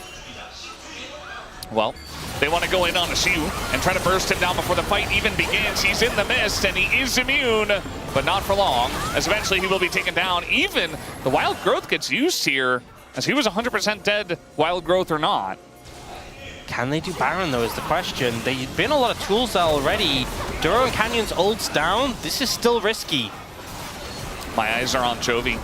He's got the engaged potential. Lucid's going to go in. Ruler takes a heaping helping of damage, and now Smash is just running forward, and Chovy is late to the party, although he does take him down, and that's going to be a lot of damage taken away, and Canyon kind of unkillable as Chovy goes back in. Lucid on the backswing is taken down by Chovy. A very close fight in this one, but Smash does go down. Yeah, a lot of shutdowns picked up for GENG. They end up ahead in gold, but the problem is the soul is still in the pockets of D+, and it's still fairly even in terms of the fight. They managed to get Shu here. It's a good pick. The TP comes round, and as you said, the Wild Growth is used, but doesn't really change the fate. Kind of wasted there. But here, the damage that comes down that ends up finding both Keen and Ruler. Smash doing so much here. Lucid connects on a Ruler. Smash shreds both of them, and then Lucid follows up. Smash goes too far, though. Yeah. Ends up getting taken down by Chovy. Chovy then ends up getting this cleanup here on a Lucid. It's close, really close to him going down, but the flash away keeps him alive. And then Showmaker and Korea just disengage from the situation. Is Cannon just trying to take Baron here in live? It looks yeah, like with Showmaker, on the end. Yeah, Showmaker is still done. So I think with Showmaker not in the game at the moment for 10 seconds and no TP. Oh no, just gonna face check the brush. And DK, you cannot afford to make little mistakes like this and give free kills to GENG. Yes, you're ahead, you have the Cloud Soul, but they will always punish you. This is such a frustrating game for D+, because that play around the Baron, it doesn't feel great, but it doesn't feel that bad. It was pretty even until Showmaker died in the back end. You know, we thought he was out. And now they're trying to overextend here. The bubble comes in, Lucid is caught, and I mean, they don't have Shu. They're just, I don't know, it feels like DK are the desperate ones. They've lost all discipline. This is unnecessary. They're just throwing themselves at GENG. This was, I mean, DK were in total control of this game, and it was close, but like a couple big mistakes here and there, and now all of a sudden it doesn't feel all that close. I mean, the gold was neck and neck, even though it felt like D+ were getting these advantages. Yeah. Smash was fed. They got the Cloud Soul, which should have really helped them out. The gold was close, and now GENG are 6,000 gold up. This is a big Red Bull Baron power play, almost 4,000 gold and counting. I think this is why it feels so frustrating, because this was such a winnable game for D+, and they've just thrown it away. Chovy, you know, 5,000 gold ahead. Showmaker should have been able to disengage from the situation. Yeah. The Baron shouldn't have gone over. Shu ends up getting caught. Lucid ends up overstepping and getting blown up. You have an 8-3-3 Yunara, and with Cloud Soul, you can just pop ult and run them down, and you're losing. Dives in here, gets disengaged. Good heal from Duro, and they just blow them up. And now Chovy might be in trouble. I think Chovy is in trouble indeed. He does not have his ult, and just like that, will be taken down. Okay, good pick. But there's nothing really to capitalize on in the meantime. Still good to pick it up, don't get me wrong. Wait, Chovy just... I'm pretty sure he had no components in his inventory, if I'm right. I think he just outright bought a Void Staff. Well, he's pretty Giga fed. Yeah, he's pretty monster fed. He's pretty Omega fed at this point. He was not having a good time in lane as well. He was kind of having a rough one, and he's just taken over this game. Yeah. So, he's pretty monster fed. There is a Mikhails now for Korea, but doesn't stop the damage. Yeah. Just stops the CC. Elder in a mid-13, and you're now at a big deficit. This game doesn't feel nearly as good as it did before. And I feel like if you lose this game when you were, you know, an arm's length away from having it GA in control, Yep. you're going to feel so bad. 50 seconds. GA picked up for Keen. A lot of these final items starting to come in. Yeah, the timing on this is very important. You see that final item bought with the GA. As you got to be careful about stepping up to the Corki, because he's got range, he's got Nami, and even though he's behind the Unara, he still does tons of damage. Well, they have the poke, really. Yeah. You know, we wouldn't see them set up for it or them doing as much before. Not like this. Well, actually, exactly like this. Caught on vision, kind of a wonky ward spot, and Shiu just does not expect it. Although they didn't have ward in the bush either, so yeah, just assuming he would be okay. But Chovy's just so fed that you can't make those plays anymore. Not at this point in the game. So now we got Elder in 5 seconds, and they don't have their Gwen. I'm not even sure if they can make it in here. They're going to take so much poke as they move forward. They're already so low. It's a very awkward spot to try to approach the dragon when you don't have vision in the brush. And they're just focusing down the Elder.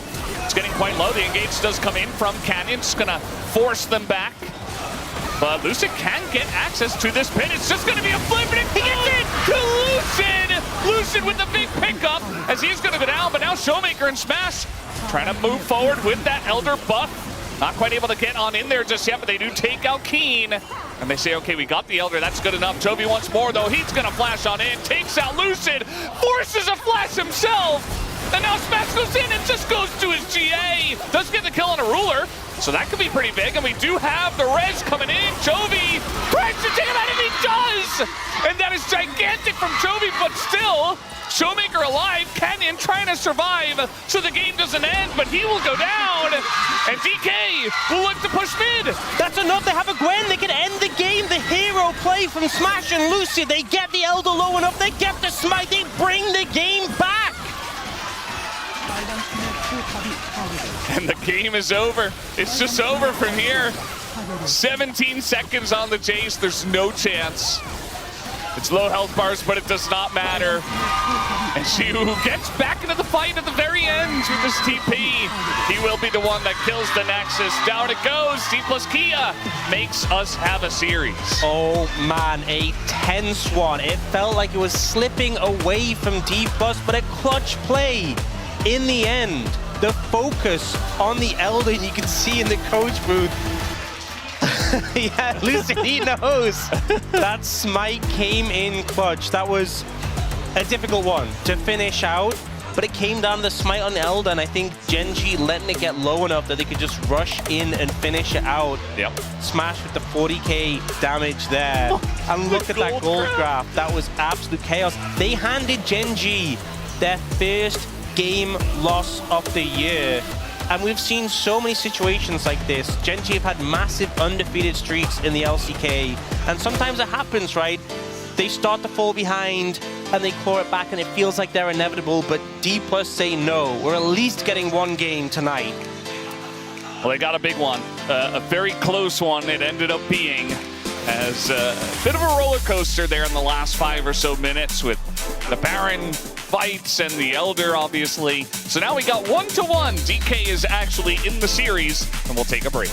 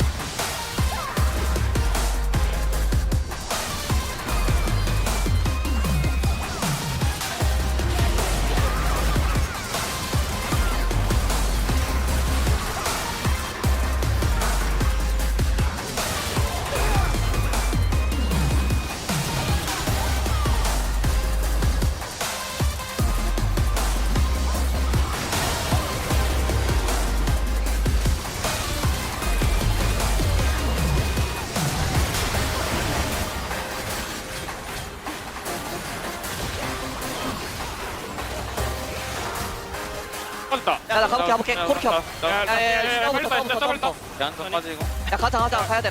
싸워볼래? 간다. 야 장로. 야 장로. 왔다. 야 제이스 야 뒤에 묶어줄게. 빨리 야 근데 제이스 나 10초. 나 봐줘. 나 8초. 천천히. 야 근데 미칼 대신 미드. 야 바텀. 야 공돌아 아리. 야 텔 보고 바텀으로 쪼이는 거야. 야나 죽었다. 야 아리 몇 번? 야 봐줘. 야 신 봐줘. 보자. 좋아. 야 쳤어. 야 나만. 좋아. 펠 잘 써야 돼 나. 싸우 아리 노공이야 금지야. 싸워. 아리 매우. 야 싸워봐 그냥 싸워할 수 있는 사람 싸워. 싸우면 끝나. 싸우면 끝나 얘들아. 싸우면 끝나. 야 바텀. 싸워. 쉬어 여기 좀. 야 바텀. 아 미드. But they won on first pick. What does it mean by that? What did they mean by that? They're the only team to beat GENG, and it was with first pick. Yeah, interesting. Maybe they should experiment a little bit here in the middle of the series. No, they have to pick blue side. Well, They did win on blue side, right? they did, yeah. And that is to them the most important thing. It's better than them picking red side after GENG pick first pick at least, but we'll see what happens in this game. You know, if DK do go down, they will have the option to pick first pick, which they probably will not. Ambessa is going to be selected, and Orianna once again denied. Yeah. Last time there was a little fight over the Rise. We'll see if something like that is set up again here. Cassiopeia has already been taken out of the pool. Do we get an Anivia ban to set up for the Rise? That is the question. Chovy's discussing.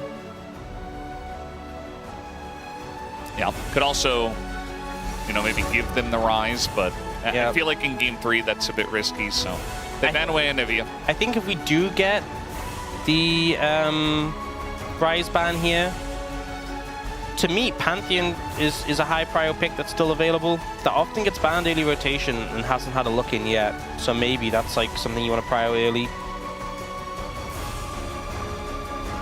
We'll see. I think you got to bet away Rise. Okay. Going off the Aurora. So maintaining that ban that they had in the last game.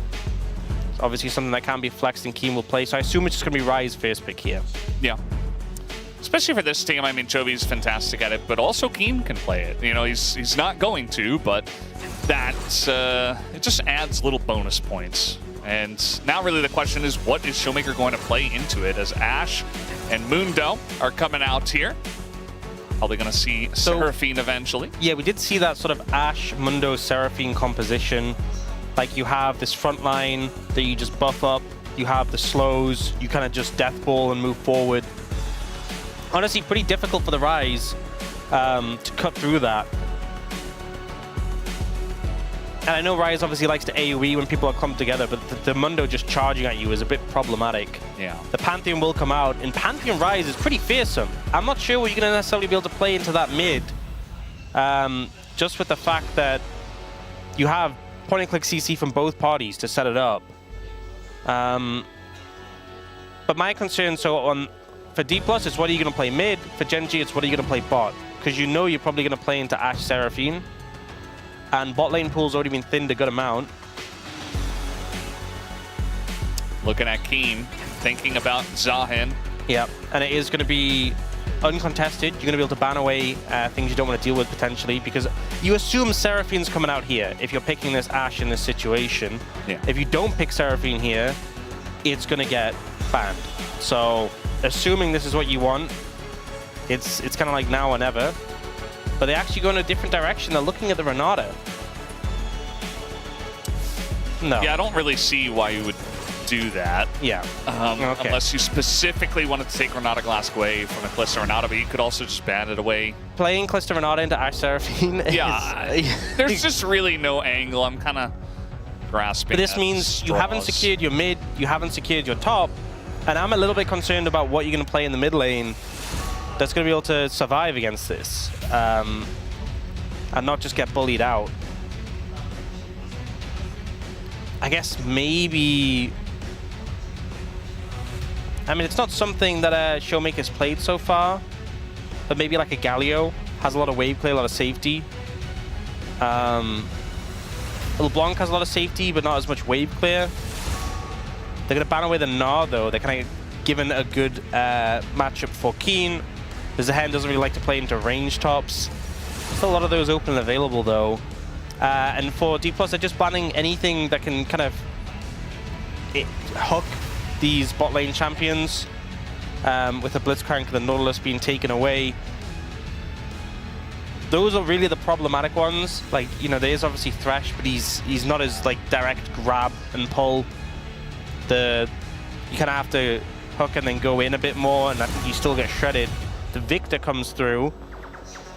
A good amount of wave clear, but a little bit immobile. Thinking about the Jax here.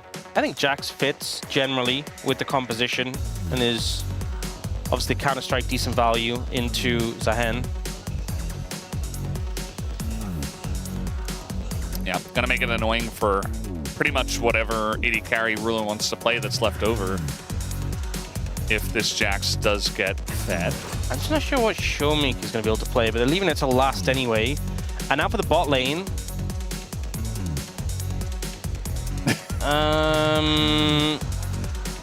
No. No. You're not playing Kalista into Ashe Seraphine Jax, please. Okay, well. They want to make it interesting. Troublesome. Not a Glask. Troublesome. Well, I wish them luck. This is definitely a confidence pick from Ruladuro. Yeah, he loves Kalista, but like... An uphill battle. Yeah. I will say, GENG definitely challenging themselves in this one. Showmaker considering going for the TF. Actually goes to the Malzahar. I think this is actually pretty cool. You know, we talked about the point-and-click CC being a problem. If you maintain your passive, a lot harder for them just to set up. You have wave clear, right? You can just kind of be non-interactive. The ult as well, suffocating into a composition. It's a short-range composition. So much control from this D+ composition. It's so hard for anyone to step up. There's so much CC. There's a lot of frontline. There's a lot of AoE, a lot of death ball. I think this is really hard for GENG to play. If they don't get an early lead, really going to see them struggling in this one. I don't think people get to play the game. Yeah, and it's not easy to get an early lead with what they have either. I mean, unless Canyon can go insane mode on this Pantheon and just out-gank the Mundo, which generally he should be able to, but I think he's got to have a really big impact early on. Yeah, I think realistically, for the side of D+, just don't opt into these unnecessary skirmishes. Don't take these silly fights when you don't need to. We've seen so many games. We've seen so many games, even with crazy 13,000 gold leads being thrown, right? You don't even need to get to that point, though. There's plenty of fights you don't need to take. The game is harder to close out now. Baron is harder to take. You don't need to fight over every scuttle crab. It's not needed. So just trust in your composition. You're against a Kalista. Chill out, take it slow, and wait for the late game. Yep. Chill out, take it slow. Surely they will do that as we hop onto the Rift for Game 3.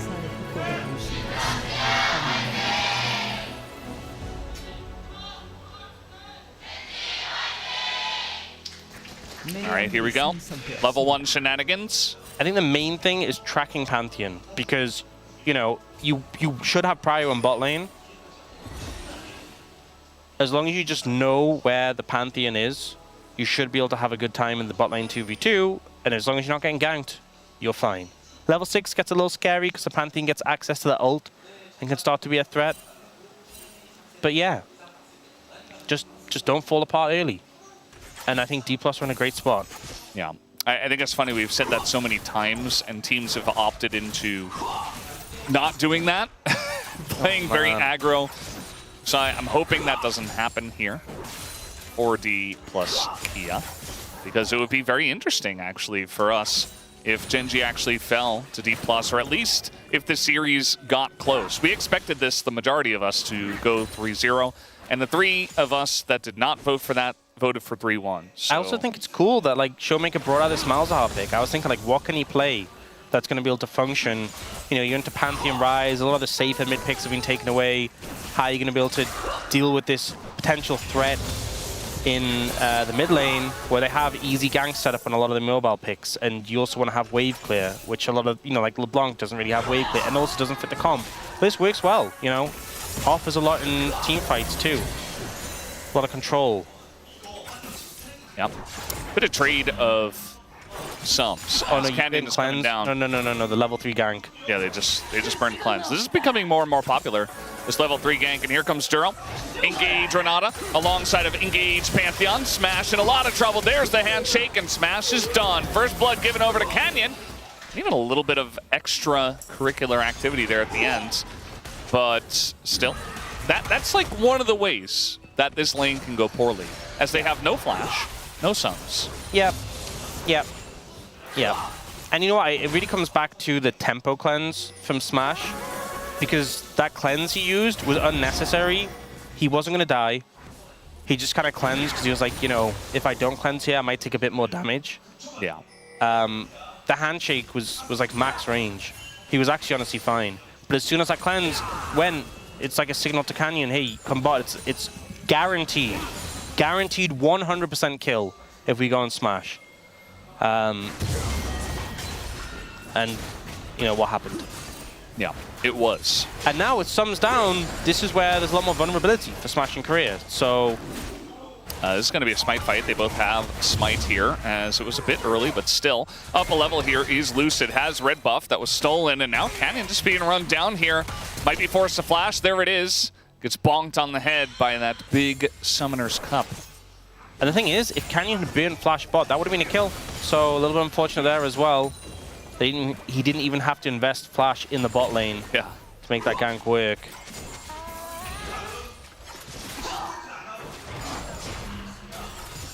You can see when it is that 2v2, it should just be Smash and Crit poking them out. Yeah. I felt like Ruler and Duro had a good understanding of how the early couple of levels were playing out. I thought they were trading pretty well. Obviously getting the cleanse was game-changing. Yeah. But yeah, now at this point, I feel like the Ashe and Seraphine should be very dominant. Cannon gets in, picks up the Scuttle Crab, and is able to get a nice back in. Top lane we haven't looked at too much, but you know, Jack's the counter pick coming into the Zahan. Looks like he's doing well. Having a good old time. I think obviously the Zahan likes to be able to trade into melees to get that passive stacked up, but just hard to do that into a Jax. But holding up pretty well in terms of farm. So far pretty close outside of that first blood.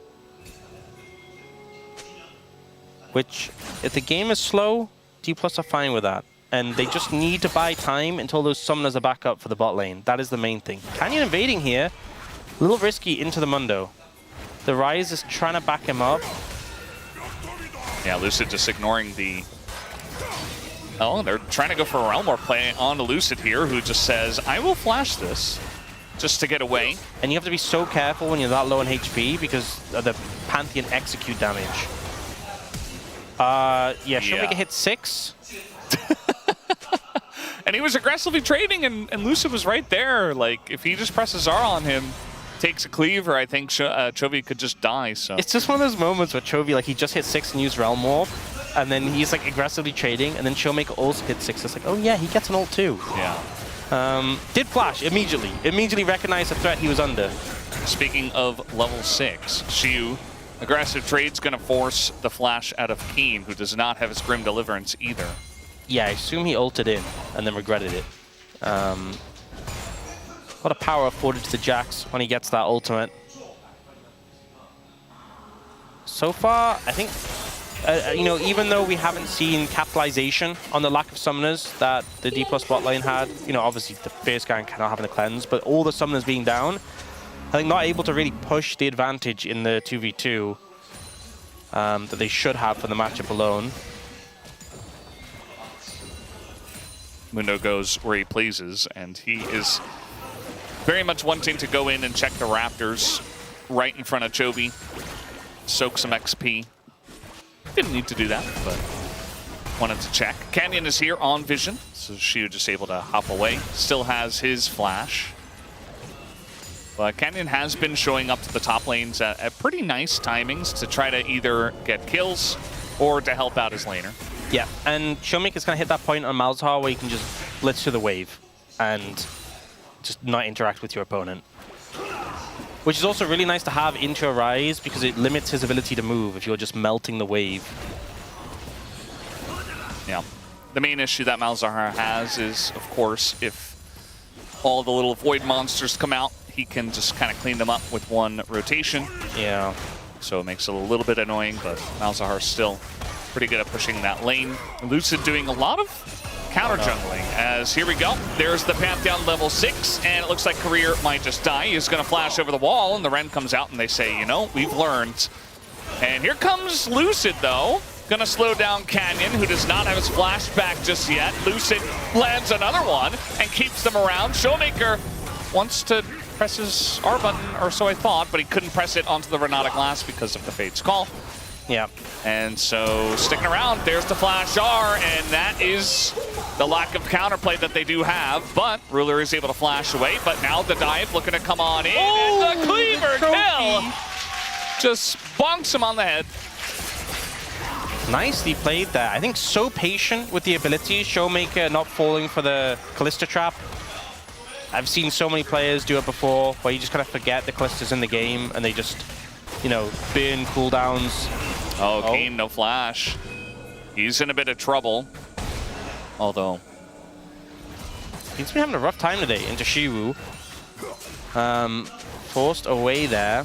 But yeah, so ult comes in. They have the summoners again though. So able to flash out of this one, and the re-engage play comes in. The slows, the mounting pressure from this composition as you just run forward. Showmaker holds his ult though, not falling for the trap. So many players fall for. We don't get to continue this. Oh, the drag back does come through the Grim Deliverance, and she was just dead. Had flash, did not get an opportunity to use it. Yep. Unfortunate. And a good gank there from Chovy. Still a bit of a goal lead for GENG even after everything. But I think ultimately D+ fine with that. Fierce Dragon was the Ocean, next is a Cloud. I mean, Cloud Soul would have been crazy for D+, but a lot of good souls still available. Yeah, even Chemtech, obviously, if you can pick up a bunch of those individual ones, and then the soul for the Jax and the Mundo feels very nice. Yeah. So, does feel like pretty much everything is going to be strong for them. We'll see if they can actually play for the Cloud Drake. I would imagine they should be able to, but Canyon's got flash and ult up soon, so. Again, looking at him to try to make an impact early on in this game and really warp the lanes for his team. Will now with a gold lead in the bot lane, which obviously isn't ideal when you have this matchup. But still, you're kind of okay with it, just with how this game is going to play out. The Callista's going to have a hard time. That's the expected result. And in general, short-range comp into Seraphine, Ashe, Malzahar, you're going to have to play the QSS stacks. And it's like, I mean, Duro's going towards Mikhail's here. Oh. Flash on in. This is Canyon trying to make a play. Showmaker just wandering in the bottom river. He is so dead. They give the kill over to Canyon. One of the problems with Malzahar, you are immobile. You know, walking through the river, tricky. If you get caught out, there's just not a ton you can do if it's Curious why he was there in the first place. Not sure. I think he was trying to move bot to assist with a play, and they just got the jump on him. They have like a deep ward in the lane that I think spotted him out. Pretty unfortunate. Canyon will land the smite this time.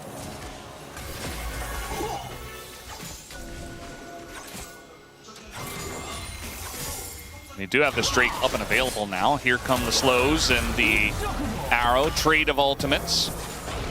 Will just take a little bit of damage there as well.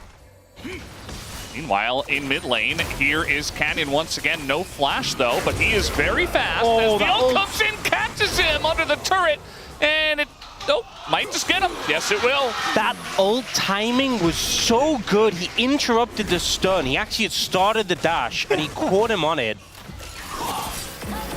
Worked out so well, because he ends up getting the 1-for-1 trade when he would have otherwise just been dead. Yeah. Showmaker being targeted heavily now, but able to mitigate that, and now Lucid picks up the dragon. It's a Mountain Soul, which is just kind of disgusting if D+ can get that. I mean, Mountain Soul in general is pretty good. I think for both teams, really going to love to pick that up. Oh, we got the encore here. Ruler in a bit of trouble. Is going to have the bailout. Lucid getting pretty low, but he is Mundo. As, yep, not quite enough damage does come out. Meanwhile, we did see Chiu go down up in the top lane, but nice little play from DK down on the bottom side. Yeah, Chovy doing his best to be proactive. He kind of knows in this game you need to make things happen early, and he's just kind of been everywhere so far. But Lucid, you know, we often see the Mundo just kind of farming, kind of scaling up, but he's trying to be active himself on this pick. You were so low here. I think you just have to... There was 4 minions. 4 minions under the tower. I don't think Chovy got an assist at least, so that's a small silver lining. And here the R flash comes in, catches out the Kalista, who has no cleanse. And then Lucid securing the kill and flashing out so the bailout doesn't come through. A nice play there. Yeah, Mikhail's is completed for Duro, but there's no cleanse for Ruler, and I mean, a QSS is going to have to come eventually, but you kind of need your core Rhytons first. Yeah, he's working towards that first one. And, I mean, this is a game, you know, we saw King get ahead on the Jace, but this time he's ahead on the Zahan, and that feels much better in today, you know, in today's League of Legends, I would say. Compared to a Jace that's ahead. Newer champion. It's really strong when it's ahead, especially. You know, if you're a Zahan and you're kind of like just trading even, like, yeah, you can still get stuff done, but we have seen some unkillable Zahans, and it is not fun to play into. Who was it, Dudu, I think, that was playing that? Yeah. I also think that as much as D+'s composition I think is really strong, if you do start to fall behind, you know, picks like Malzahar and Ashe, they do feel like they just don't do much damage from behind. Yeah. Meanwhile, we're diving top, so those look like Canyon and Ruler and them are going to get away. Grim Deliverance does come in, but she was being run down by Chovy, who's got the Realm Warp and just kills him as he's warping. So that's a pretty easy kill on Ashi, who is now 0-3. Yeah, they are just bullying him out, and it's not really comfortable for Showmaker to move. These solo laners being targeted so heavily. Oh, they found Canyon here. Yeah, there's an opportunity. Gets the dot down, and Canyon with no flash, I think eventually just dies. He is healing quite a lot, though, yeah, and the burn does come in as Chovy's here and wants to get something back. Doesn't get much back at all. Nice. Let's take a look at the top lane. Well, yeah. Sometimes that just happens.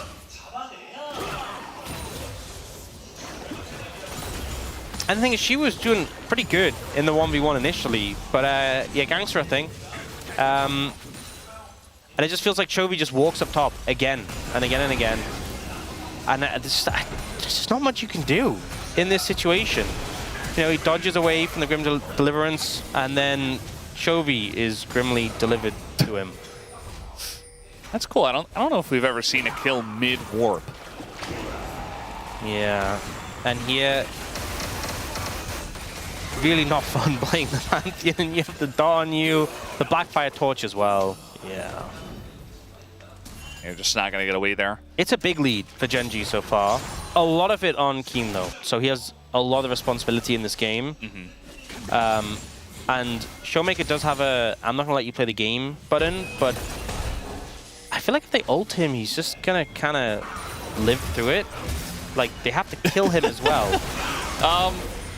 So we got TP and Lucid coming up here, but we got a TP coming in from GENG as well, as Chovy wants to join on in here, and Showmaker's going to die first. So essentially just a safety TP from Chovy. Not even 100% sure they needed it, but either way, they get him in there. They make sure 100% the kill is secured.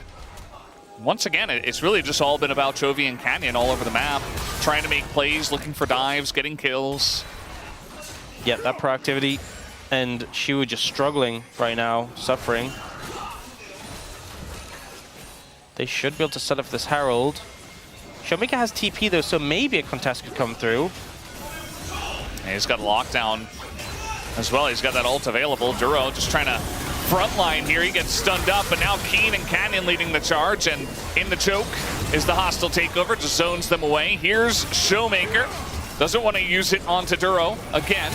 As now we're going to have the flash on forward, but again, that's only on a Duro. And Canyon just gets in the Rift Herald. It's like, what's up, guys? See you later. You can see D+ so much so trying to force that fight, seeing an angle, having these big cooldowns for the 5v5, but GENG just opt out of it. And a lot of flashes burn from D+. Showmaker, Smash, Korea all have theirs down. Showmakers was a bit before when that gank happened, but big flashes unavailable on these immobile backliners. And Dragon's up and available right now. Mountain Dragon being moved towards, but that Seraphine ult is down. Asharo's going to be up in a second. This Rift Herald, by the way, it was dropped at the red team Raptors. And it's just being annoying. It's going to have to be cleared out in mid before they do make a move here towards the Dragon. Showmaker still has his ult. Chovy doesn't have TP and he's not here, by the way. But now that it's Shiwu, Shiwu's a lot weaker. No, the arrow's going to go wide. That's an ult already down. They engage onto the Mundo, but they just zone him away, essentially. Lucid does have to flash. As Keen is not done with his food, he takes down another kill. I think that's his third of the contest. As they get the Dragon, the half-hearted engage from DK does not work, and they lose another one. It was such a weird setup because Showmaker was so split. He was like a flanking Malzahar, and it's such a weird position to be in. Like, you want to push in together and have the Malzahar to control from the front. Instead, he was trying to approach and just wasn't there. So when Keen goes in, hey, look at this. He's on this flank angle. So GENG are like, what is this guy doing? We're just going to kill Mundo. Showmaker's like, oh, no, I can help. I can ult Keen. Any second now, I'm coming. I've got it. Oh, I'm too far away. I'm over the wall. Oh, never mind. Okay, I'm leaving. You know. Yeah. Like, he needs to be with the Ashe. Yeah. So that the Ashe and can deal honestly, damage. as much as Keen is super fed, them not having Shiwu there for Chovy even things up a good amount. Because Chovy's a lot stronger than Shiwu is. So I'm not saying that fight was like super easy or anything, but it would have helped a lot if they just played it out and had like the front to back setup. A little bit unfortunate there. Yeah. This game definitely looking a lot more of what we expected from this series. I think this game is looking really rough right now because Showmaker's 2 levels down on Chovy. Chovy is Chovying. He has 215 CS, by the way. Yeah. He is... So sometimes we see it, it's like the number is 2 levels higher. Like Chovy's level 14, Showmaker's level 12. But it's like, oh, Showmaker's about to hit a level. That's not true. He's 2 full levels up. Well, you may think, well, maybe he hit the Rod of Ages. No. His Rod of Ages isn't completed yet. He was just 2 full levels up. Showmaker's gained some XP since I started this, but he is so far ahead. Like, that's the thing. Keen is ahead in gold, but he's only like a level up. Chovy's very scary. Yeah. Keep in mind that they had the ability to ban Ryze. They would have had to deal with Aurora instead, but with no Anivia answer and then no pick for the mid lane and in the first 3, Cassiopeia also gone, just means that he had to go onto something weird like a Malzahar, and so far it's not working out for him. Chovy's just had free reign. I also think just, you know what looks so scary? Look at the health bar difference. Yeah. Like Chovy he has exactly 3,000 health. Look at the bottom left. He had exactly 3,000 health. He's flexing. Yeah. Just nailed it perfectly. Yeah. Showmaker does not have 3,000 health. All right, well, they're going to get the Counter-Strike down, and Lucid's like, I'm here, I'm helping. It's not really what the Mundo is for. I think the problem is Chovy's so tanky and does so much damage. That's and the Ryze. D+ being behind, they have a lot of slows, but they're just not going to be able to cut through them. Yeah. They need the Jax to be online. I think especially when they pick something like the Malzahar, they say, okay, we have Ashe, we have Jax. I think at like 2-3 items, they should be able to shred, but not if you're down 7,000 gold 20 minutes in. You're not hitting those items, and the enemy is much tankier, so... Being down 7,000 gold, generally speaking, not optimal. Yeah. Just makes a comp like this even more difficult because you don't have like huge potential to burst someone down. Like you do have the Malzahar ult. Oh, nice ult. But that's about it. And the Ashe arrow. But a lot of it can be denied. You know, Grim Deliverance, you have Fate's Call as well, and we also have Mikhail's stun, so there's no good target anymore. Wait, is Chovy just fudging the CS numbers by... Does he get a CS number every time he kills one of the little... I'm assuming not, right? Or does he? We need to check this. I would say probably not. Does You can see right here. I think he did. Did he? I thought he did. Did he not? I don't know. I don't know. Wait, go back bot. We need to see the bottom lane. We need to know if he's getting a It's the most interesting thing happening right now. If he's getting CS numbers every single time he kills like the void monsters, he's literally just fudging the numbers. Jovi's cheating the system. He needs to be audited. This is not fair. Jovi just starts requesting every single mid lane in the league, picks Malzahar into him so he can just boost his CS numbers. That does sound like something he would do. Yep. Oh, they're trying to posture mid. We got a second Mountain Drake of the game spawning in 10 seconds. But there's zero vision control, and DK are trying to push through mid to get some. Because obviously you get CS numbers when you kill a ward, right? Yeah. We've all had the classic, you kill a ward level 1, and then, you know, you flex that you have infinitely more CS than them. Yeah. Yeah. Tony just hit his Rod of Ages 10th stack, so now he's almost a full 3 levels ahead of Showmaker. Level 16 on Rise. Yeah, it's rather good. Pretty solid. Yeah. Realm Warp from anywhere. And now, as DK, the Dragon's already gone. We have Engage Renata coming in, and Engage Pantheon, I suppose, going over the top. They're trying to turn on to the Pantheon, but they just don't have any damage! And Chovi's soloing them. Meanwhile, on the top lane, Shu actually getting pretty close, but it is the res on the Zahin, so at the end of the day, you know, at least he got that. But that's not going to feel good regardless. GENG, they pick up the Dragon, they pick up the kill, and now they want to pick up the Baron. Yeah, Chovi's damage is just a little bit insane. And he's going to have Actualizer probably after this Baron. It's so cheap now. We haven't even seen an Actualizer yet. Yeah. So, okay. Well, this game seems a little bit unfortunate for D+. Oh, Lucy. Yeah. You know, you got to try, right? I respect it. You miss 100% of the shots you don't take. It would be nice to hit some shots, though. He hit one last game. Okay, we did get confirmation from production. You only get CS for minions, not for Malzahar. So he has not been fudging the numbers. The order has come through. Legitimate CS. But yeah, he just walks up to Malzahar and just doesn't take any damage. Ignores the Mundo. He doesn't care. He's like, I see better targets. And they both flash away from him in desperation. And now he has Actualizer, so good luck. Yeah, he's about to actualize all over the Rift, and there's really not much that DK can do except think about game number 4. Look, I know Showmaker's about to level up, but for a moment, 17 to 13. Oh. It happened. It really did. Oh my god. Yeah, we have the little graphic. It was a second too late, though, because Showmaker hit 14.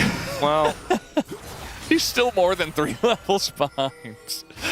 Oh, man. And again, this is what I expected from the series. Game 2 was a fluke.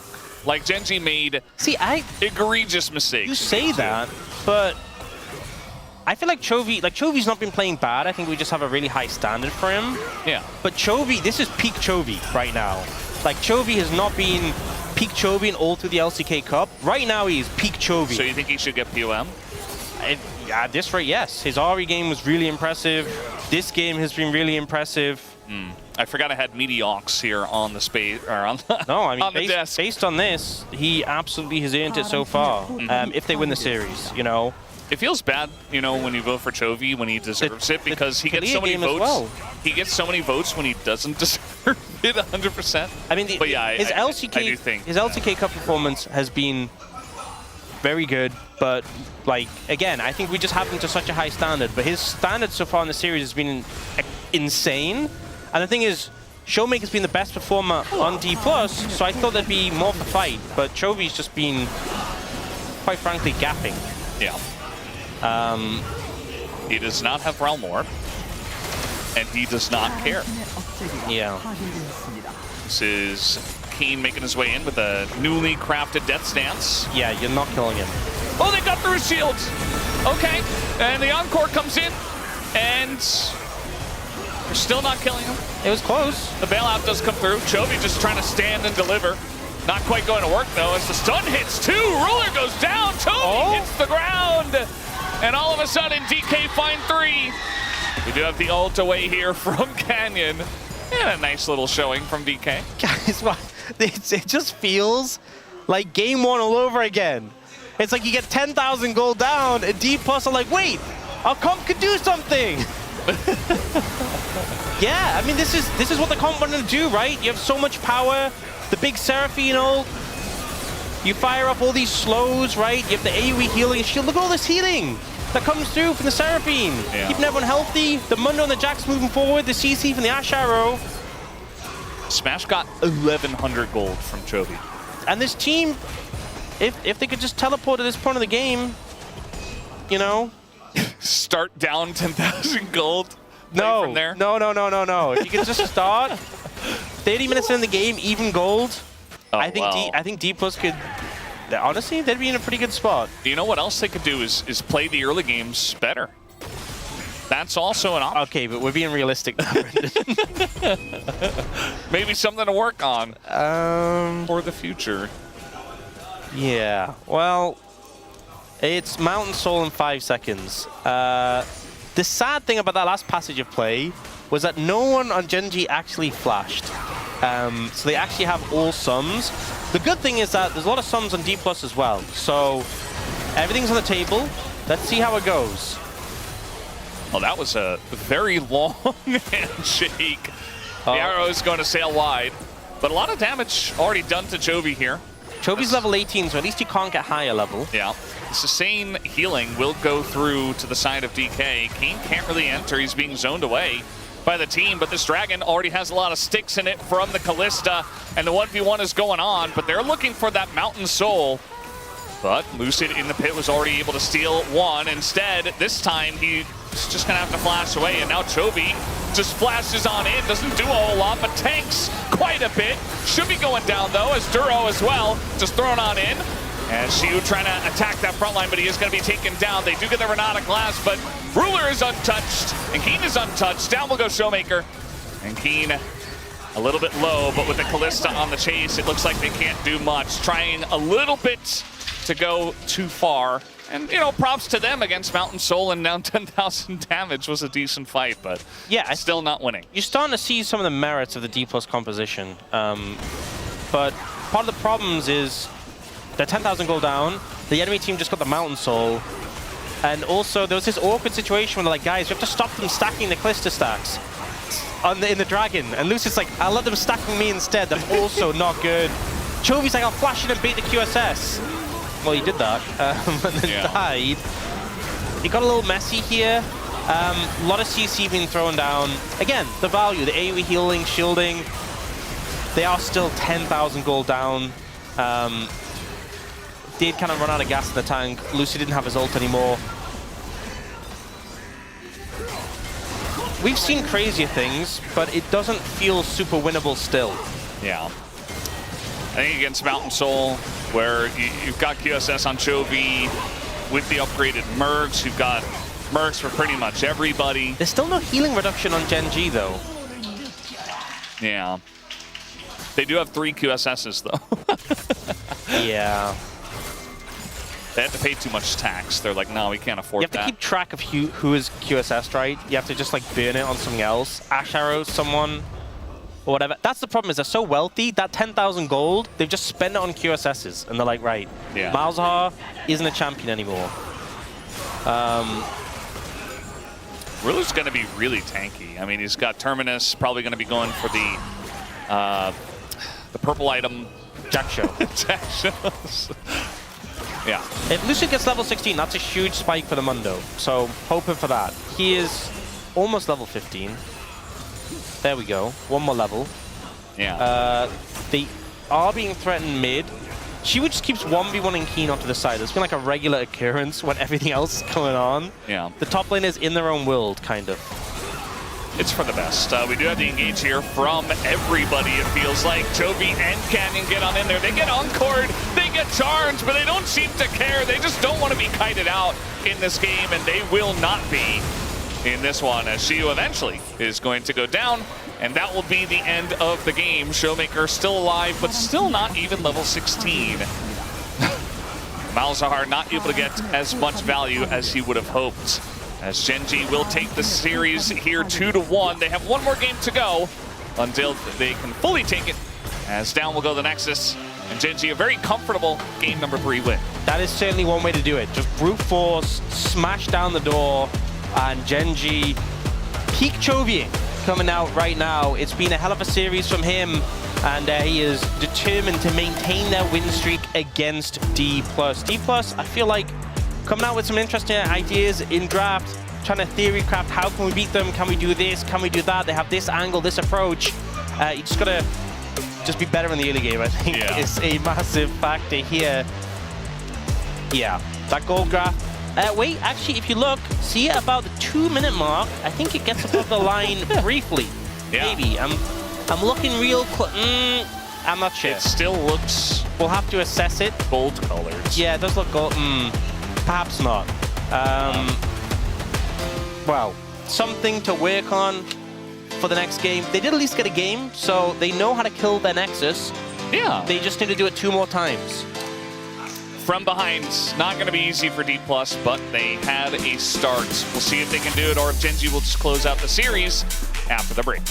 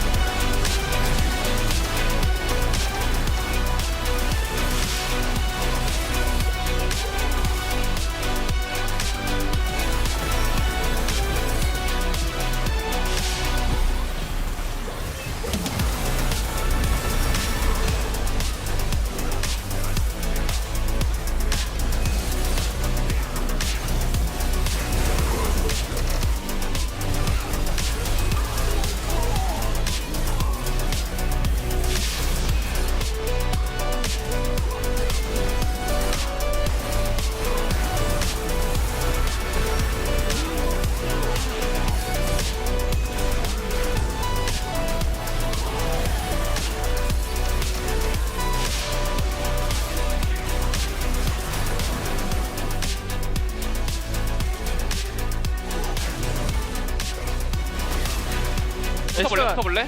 야 이거 하고 공 있을래? 끌게, 공 끌게. 야 타워 깨면서 깨면서 봐, 깨면서 야 봐. 셀피 나왔어, 나왔어.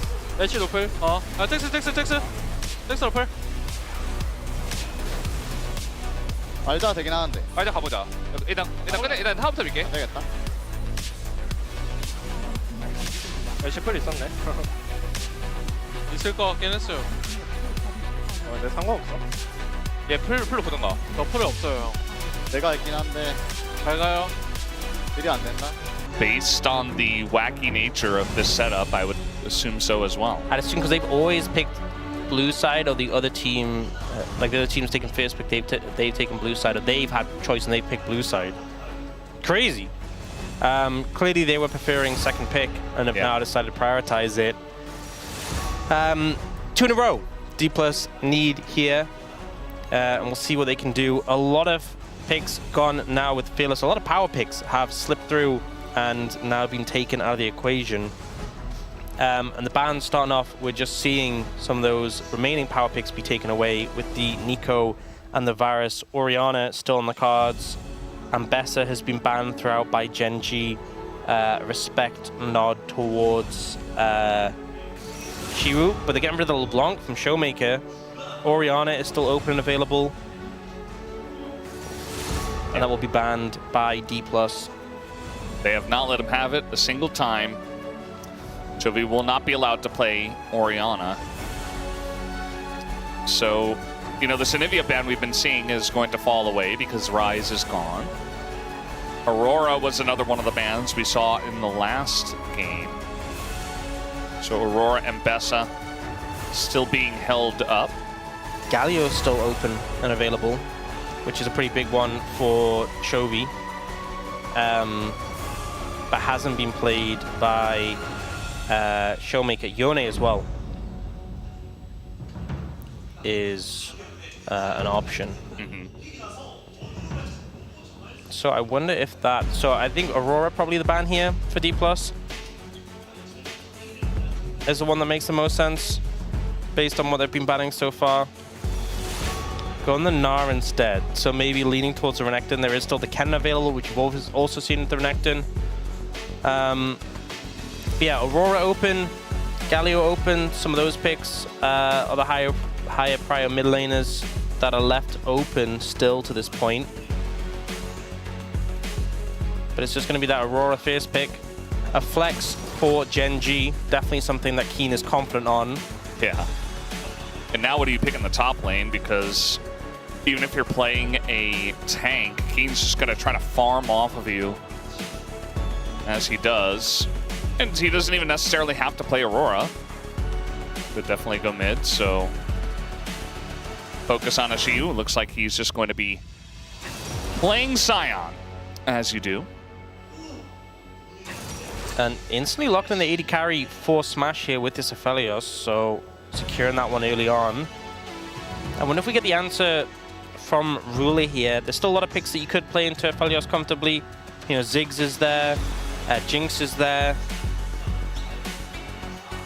Looking at the Nocturne Aurora is a fearsome combo. I can pick Nico as well. Nico banned. Oh, Nico's banned. Yeah. Oh. But it's like the first ban of the game. when you already have the Sion Aphelios, yeah, you're already kind of committed to like this front-to-back hyper carry sort of composition. And GENG sort of lent into this dive focus. We're going to eliminate your 80 carries, being hard to play. Kai'Sa's an option, if we're being honest. Lane might be a bit trickier though, so not sure they're going to commit to that right now. They go for the Rek'Sai. Rek'Sai and Sion, something we've seen many times. And honestly, Rek'Sai in these later fights has been more and more for Menace. Hard really to deal with. Hard to cut through that health bar, a lot of disruption. This is a lot of backline threat already for GENG. And immediately for D+, I'm thinking, okay, we need an extra carry. Thresh is going to be what they pick here and now, which I think makes a lot of sense, that peel for the Aphelios, but you need Showmake on something that poses a threat additionally, because you can't have all your eggs in the Smash basket. There's too many threats that are going to cause problems for him. So we'll see what they end up bringing out there. Yeah. Also, you have to pick something that can carry, but also that can lane into Aurora, which out of the pool that we have, it's not that many things, at least that are meta. So very curious to see what he eventually does go for. But just try to play like an AP Galio if he does want to try to bring that one in, but also that's playing melee early on into the Aurora can be rough. Gonna ban away the Nautilus. Not really a suitable threat as well. Yeah, Nautilus, we see Nautilus picked a lot into Thresh. A lot of supports favoring that matchup. And now for GENG, you know, the jungle pool's kind of been thinned out pretty heavily. Lee Sin, a favorite off Lucid, and actually undefeated so far in the LCK Cup. So they will take that one away.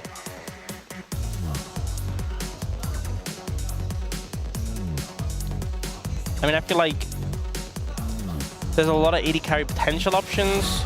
They're going to take away the Sivir, which I think you're probably fine playing the Aphelios into, but it does sync up with the comp well. Are you going to ban on the jungler here? Is any mid you're particularly worried about in this situation? Sorry, mid's already taken. Not taken actually for D+. Yeah.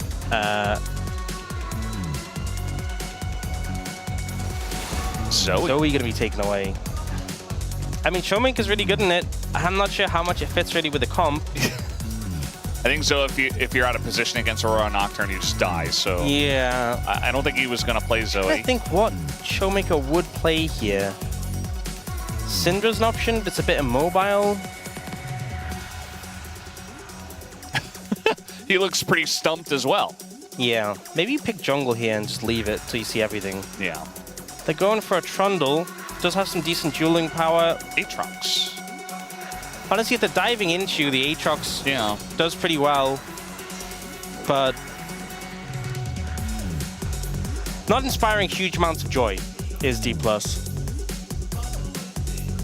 are a lot of options here. Caitlyn, Jinx, MF. You go like MF Rel, you know. We already have a lot of damage in the comp with the Nocturne and the Aurora. We We got sick Wombo combo. We did see that played Alien tournament. I feel like Rel into Thresh is a bit, you know, there is that peel potential. Yeah. But you do have a lot of engage already. Like, you can't peel everything. Or just play Blitzcrank. Bit of a Duro special here. Blitzcrank into Thresh, also a decent matchup. Yeah. I'm not a huge fan of the MF in general. I have nothing to add to that. I'm just not a huge fan. I think all of us just don't really like MF. Yeah. Although Ruler's MF, I'm sure, will be pretty good. I think just play Blitz. I think Blitz is good. He's going to go for the Rel. So just going for the Wombo at the expense of potentially heavier engages countered by the Thresh. The mid lane pick for Showmaker. What can you pick that can survive here? You need damage output. It can't be just about the Aphelios. Yone? Akali? F? Certainly rely. Nivea? No? Okay. I guess it's a Nivea. And Nivea going to be locked in here for Showmaker. I mean, he has a wall. Like Anivia, we've seen Anivia in anti-dive situations, right? In terms of like, you know, you have the zone control, you're trying to peel backwards, you have the wall. But if you get flanked and they get on top of you, it can be a little awkward, right? We've seen comps where they kind of just bowl you over and you don't get to play the game. If you get caught up in an engage, you know, it's pretty uncomfortable. But you do have the egg, right? You do have good DPS output. We were struggling to think of something to play. I'm not really going to fault him for picking the Anivia here. I don't know. I feel like the first 3 picks from GENG made a lot of sense. I'm not a huge fan of the MF in this situation. MF has not been successful in the LCK Cup, but I think that comp is pretty straightforward. I think the composition for D+, harder to execute, and they've already been struggling with the execution in this series so far. So I'll have to see what they're able to do. Believing in a D+Kia win doesn't feel too likely at this point in time, but if they can win game number 4, certainly anything is possible. Yes, they do need to win game number 4 if they want to win game number 5. It is a requirement as well. Yeah, but it also does inspire some confidence if they can make it happen. But let's see what is going to happen as we hop on the Rift for game number 4.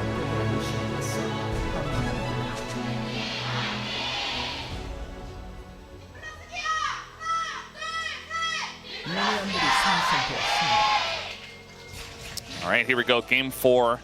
GENG dominating game 3. Definitely the most dominant of the 3 games we've seen so far. Game 1 started off that way, and then it got really messy and wonky. And then game 2, obviously, D+Kia did win. So, feels like GENG have big momentum this time around going into game 4. Don't really know how you win this one as Anivia, but gonna try anyway. Did not succeed. Not the best start, but you know, you still have that egg in pocket. Not really wanting to use that at 1 minute 20. It's the tempo egg. You know, it's like an extra health bar. You trade a lot and then you go egg, and you just pop up. I mean, he's actually doing that. Like, this is actually tempo egg. So yeah, you know, has a little bit of an extra health bar, and he's still not really winning the trades. Okay. Well, you know the saying, you can't make an omelet without using your egg at a minute 30. Yeah. I think that saying does include eggs, so. Yeah. I'm glad we panned away from mid lane. Yeah. I'm feeling a lot better now. And the cooldown on Egg Nivea, I don't know it off the top of my head, but it's pretty long. It's quite long. I would guess like 5 minutes feels right. It's actually 4 minutes. 4 minutes. Okay, so around. You know what? We just 4 minutes. We just bought an extra minute. We actually we were wrong. Shaved an extra minute off the cooldown. Don't you feel much better about it? No. Also, I'm pretty sure that our mid laners do not have 1 CS. As you may have noticed, the numbers are not moving. Sure, I'm pretty sure our mid laners have at least. ASAP. I'm pretty sure our mid laners have at least one CS, Brendan. Yes. I'm pretty sure they have at least one. They don't have only one CS. Siu is proxy, as you do. It's against Rek'Sai. You don't really end up caring all too much. But yeah, the thing about the egg cooldown is it's nice for the mid trade, but now he's going to have to flash away. Oh my god, he actually nearly died. Look at his health. He's so low. Yeah. And he didn't have egg. So. Oh, he doesn't have egg? What happened? Yeah, I don't know. We are going to get a root down here. This is looking good for Smash and Career. That's first blood going to Smash's Aphelios. Yeah. So Rel into this. He got counterpicked. He picked Rel and they picked Thresh. Oh no, actually that it was the other way around. Yes, he did counterpick himself. Yeah. Not the most favorable matchup having Rel into Thresh because obviously the Flay disrupts the whole dismounting thing. So Smash and Craig getting a bit of an advantage in the bot lane. That's good to see. You definitely want advantages in your lanes because mid lane's being a little bit. It's just been a weird game so far. I think Showmaker does have a nice champion pool. The issue is, in this meta, and the way that the picks have turned out in these drafts, he has not been prioritized some of his weird picks, and he's also been put in situations where he can't pick TF, or, you know, he can't pick LeBlanc, or it gets banned away from him. Like, these picks that we know Showmaker for, that he can pull out in the long best of 5 Fearless series, he just hasn't really been able to play. So yeah, it feels like gets put on Malzahar and targeting him pretty heavily. You know, a lot of times Chovy's getting, like last game he got Ryze was a first pick, Aurora was a first pick. We saw this one not too long ago. This time Duro will shield and jump away. I hate getting counterpicked. I mean, I know he's backing there, and there we go. We're looking at top lane for some reason. I don't have the answer to that one, though. Okay, we're back in the bottom lane. I feel like it's because Rek'Sai matchups always look so intense. It looks like something's happening. It's not. Yeah. But it looks like something's happening. She's going to have a big damage number in this game as the Scion. Showmaker, he is just going to die. And guess what? He doesn't have his egg because he used it. When did he use it? And he didn't have his flash, and he was too close to the Aurora. Oh. Okay, Duro gonna step in front of that. Nice little play from him. Yeah, did tank it, didn't get flayed out. I've seen a lot of our supports just let their AD carries kind of just eat those things. Yeah, not ideal. So it's good to see Duro actually blocking. Canyon did walk over there and then decided again stopping Lucid from doing this. A lot of bot pressure has kind of forced him away. Okay, Showmaker has his ult. This should help him kind of ward off the pressure. Yeah, this is a neat trick I like to call hitting level 6. I mean, the lane's been played very well by Chovy, but it just feels like this was the easy reward that comes from the build-up from everything he did up to this moment. And now he's 20 CS up, he has the kill. Showmaker's dead again. There's just no escape for Anivia here. I mean, there's spell no, shield. He has egg, actually. Doesn't matter. He's just dead anyway. So the Anivia here not really enjoying his time. Showmaker, you can see he's not very happy about that. I wonder what the record is for eggs per minute. We're at probably 2. going to get there. We're at 2 already. We're 6 minutes in.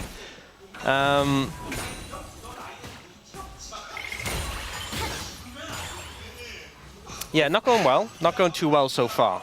You know, I feel like Game 2 gave us a lot of hope, and then Game 3 immediately crushed it, and now Game 4 is like, our hopes were already crushed, and now it's just kind of, it's like adding insult to injury. What are you talking about? You know? Well, we're engaging. Smash just going to kill Ruler. Ruler doesn't even flash away. He says, yeah, I was just out of position. I just die. Ult comes through, and Duro. Ooh, very close. I was going to say, Brennan, I'm very hopeful for GENG after Game 3. But seeing that play, maybe there's some hopes for D+ remaining. Smash and Korea doing well here. Oh, Showmaker. Okay, well, he's got Lucid nearby. Chovy has ult. He's not going to pull the trigger. I think he knows. Sign ulted. I want to see top lane. No. Things that are allegedly I don't happening. want to see top lane.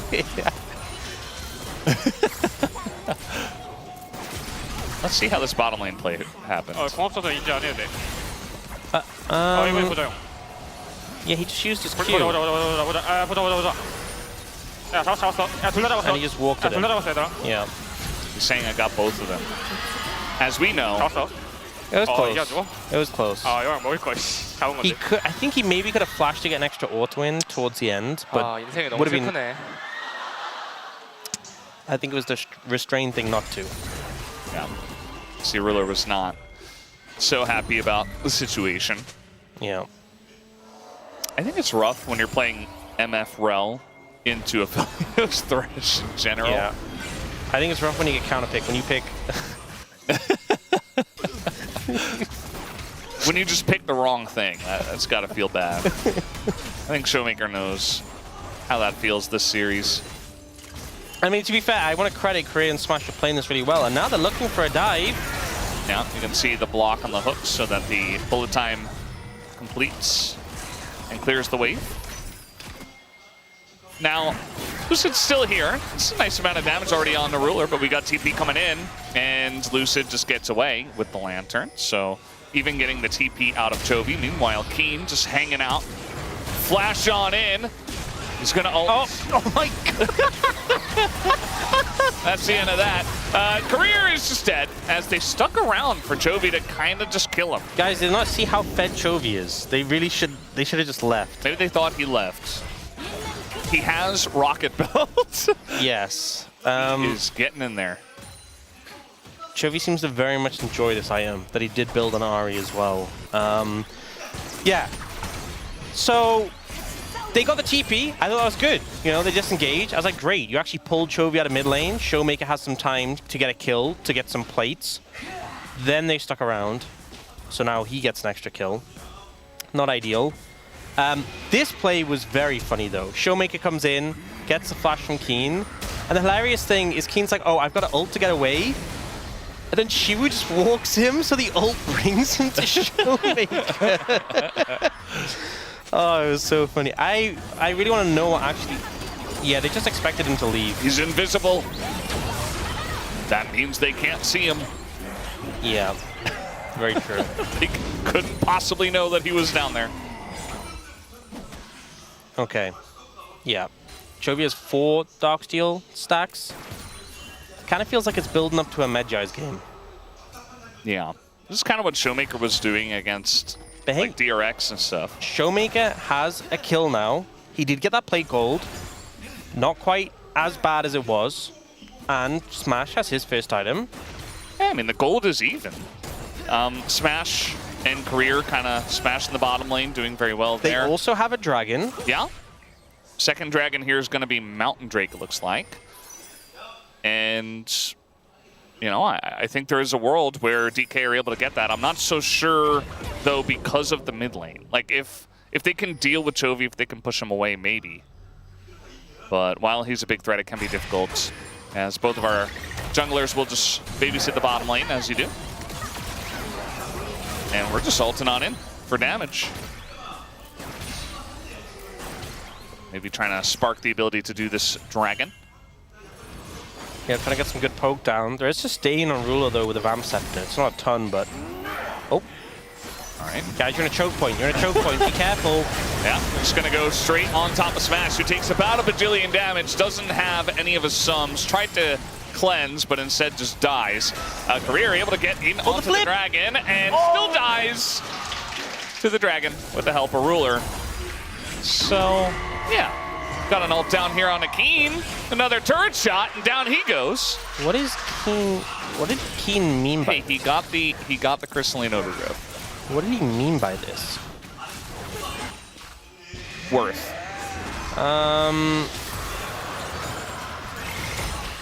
Okay. And it's Ocean Soul. Chovy has to use his ult just to get away. Oh. Okay. Showmaker answering back a little bit in the mid lane. Yeah. Keen does a little bit of trolling. Chovy gets bullied out of mid. Guys, you're in a choke point. You're against an MF. This was very obvious what would happen here.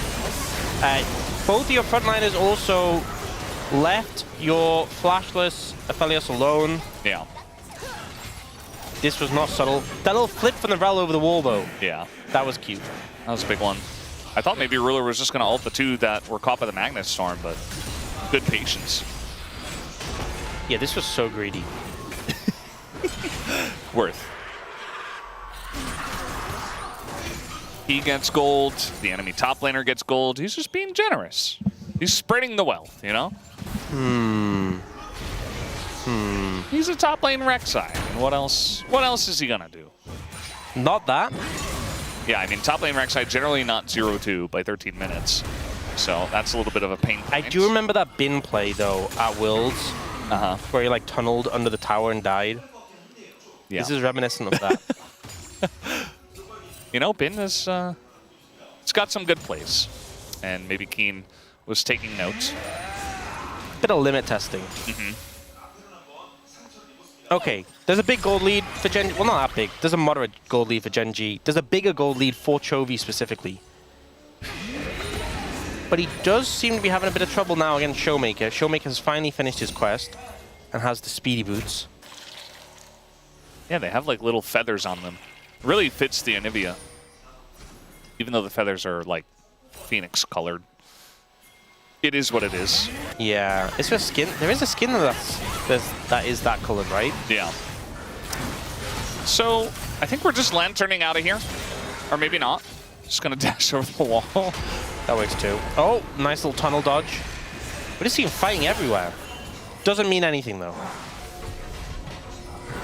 Just scrapping for the sake of scrapping. That's what we're going for right now. Yeah. I just feel like Keen's gonna go for it again. I'm just getting that vibe from him. He really wants the overgrowth. That's his main drive in life, his main motivator. Yeah. And it's fine as long as he doesn't die for it. I'm not sure he's really bothered about that. All right, Chovy. That rocket belt getting so much value in this game. Yeah. See more of this on the Aurora. The burst damage they have is Honestly, kind of insane. at this point, I'm surprised he didn't build Rocket Belt on Rise. It seems like it's his new thing. Well, I would say probably not the best item on Rise. Maybe 5th item or 6th. They stick some mana on it, he'll do it. All right, that's going to force the flash away from Lucid here. Honestly, maybe if he didn't have to build QSS, that's what he would have built, a Rocket Belt. Yeah. Rise with a dash, think of the power. Oh, what? He was not there. Duro does not have his flash, so instead, looks like the whole team is trying to come over and support him, but they're not quite able to do so. He finally does go in. That sentence very close to Ruler. Yeah, Ruler had Cleanso, so it would have just been that. Yeah. Wouldn't have gone down, but Duro caught out there. You feel very safe on the Rel. You always have that crash down to get out of sticky situations, but the Thresh able to follow there and lantern in some support, so a nice pick coming through. That hook I want to see again. Like, that did not look like it hit him at all.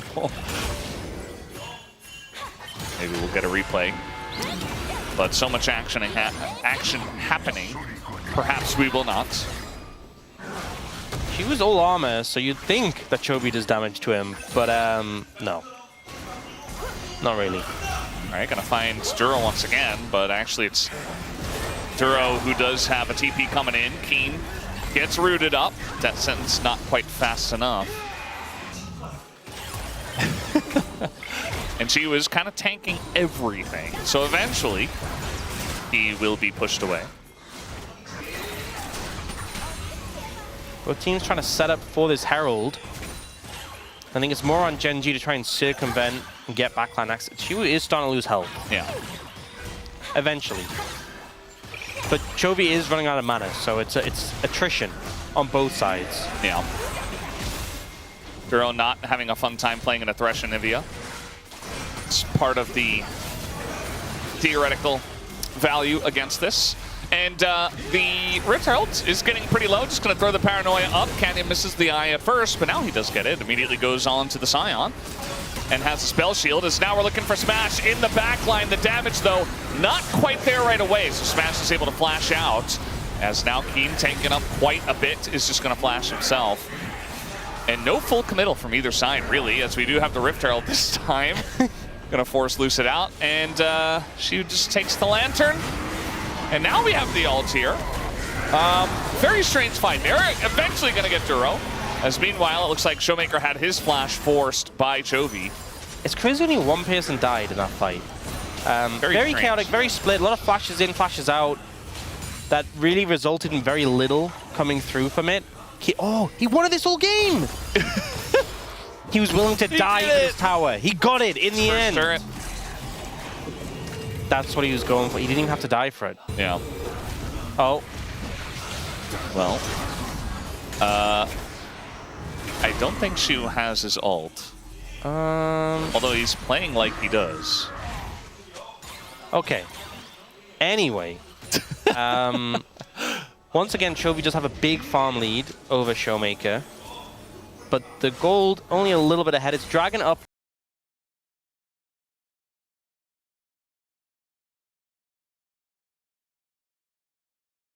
I think there's a decent amount of Ocean Soul value on some of these members. You know, like Shiu and Keen. But again, another highest value soul. It is the lame soul, we always say. So, but both teams are setting up for it, trying to get a bit of position. I think finding angles where they can circumvent just running straight at them is important for GENG. Finding the flanks, getting backline access. Do you see Showmaker moving up the river? You can see Duro's trying to posture and like trying to get vision down. He wants to threaten engages, but there's just so many angles at which he's stopped and forced away. So the presence of the Rel isn't totally felt in a lot of these moments. It's difficult. You're not a Nocturne who can just fly in, right, from miles away. Or even the Rek'Sai who can tunnel in from so many different angles.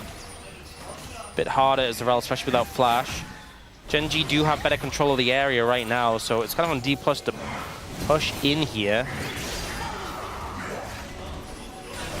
Trying to just find an engage to either side. Death sentences are just not really hitting. That time the stun is going to land, but the crash down out gets him there. The wall is now on cooldown for like a good 15 seconds. Maybe an angle here for GENG to try to force something.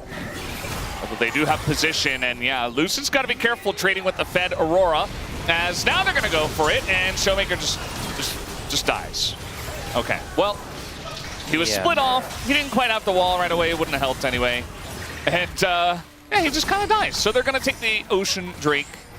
GENG will.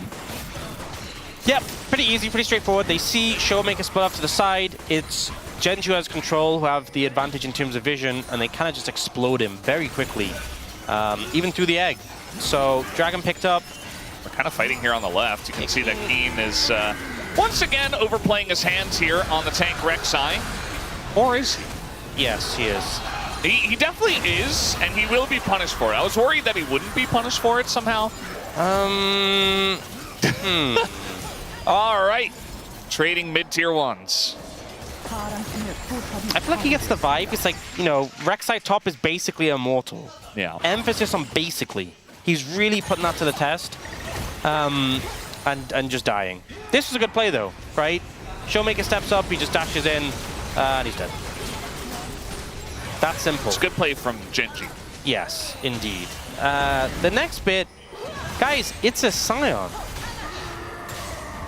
What is the game plan here? And also, between Sion and Aatrox, look how many times, okay, he goes to tunnel here in a second, interrupted.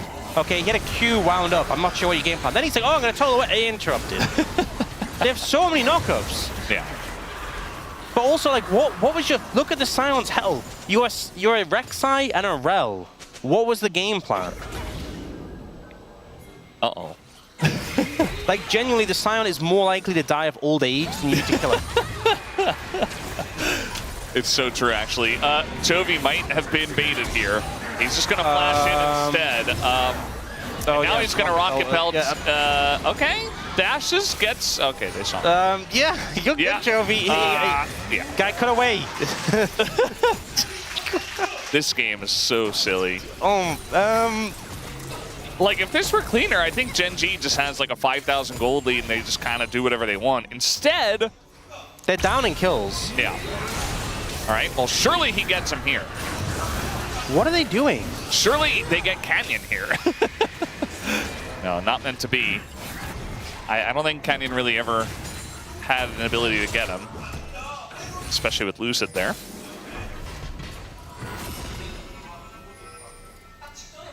Yeah,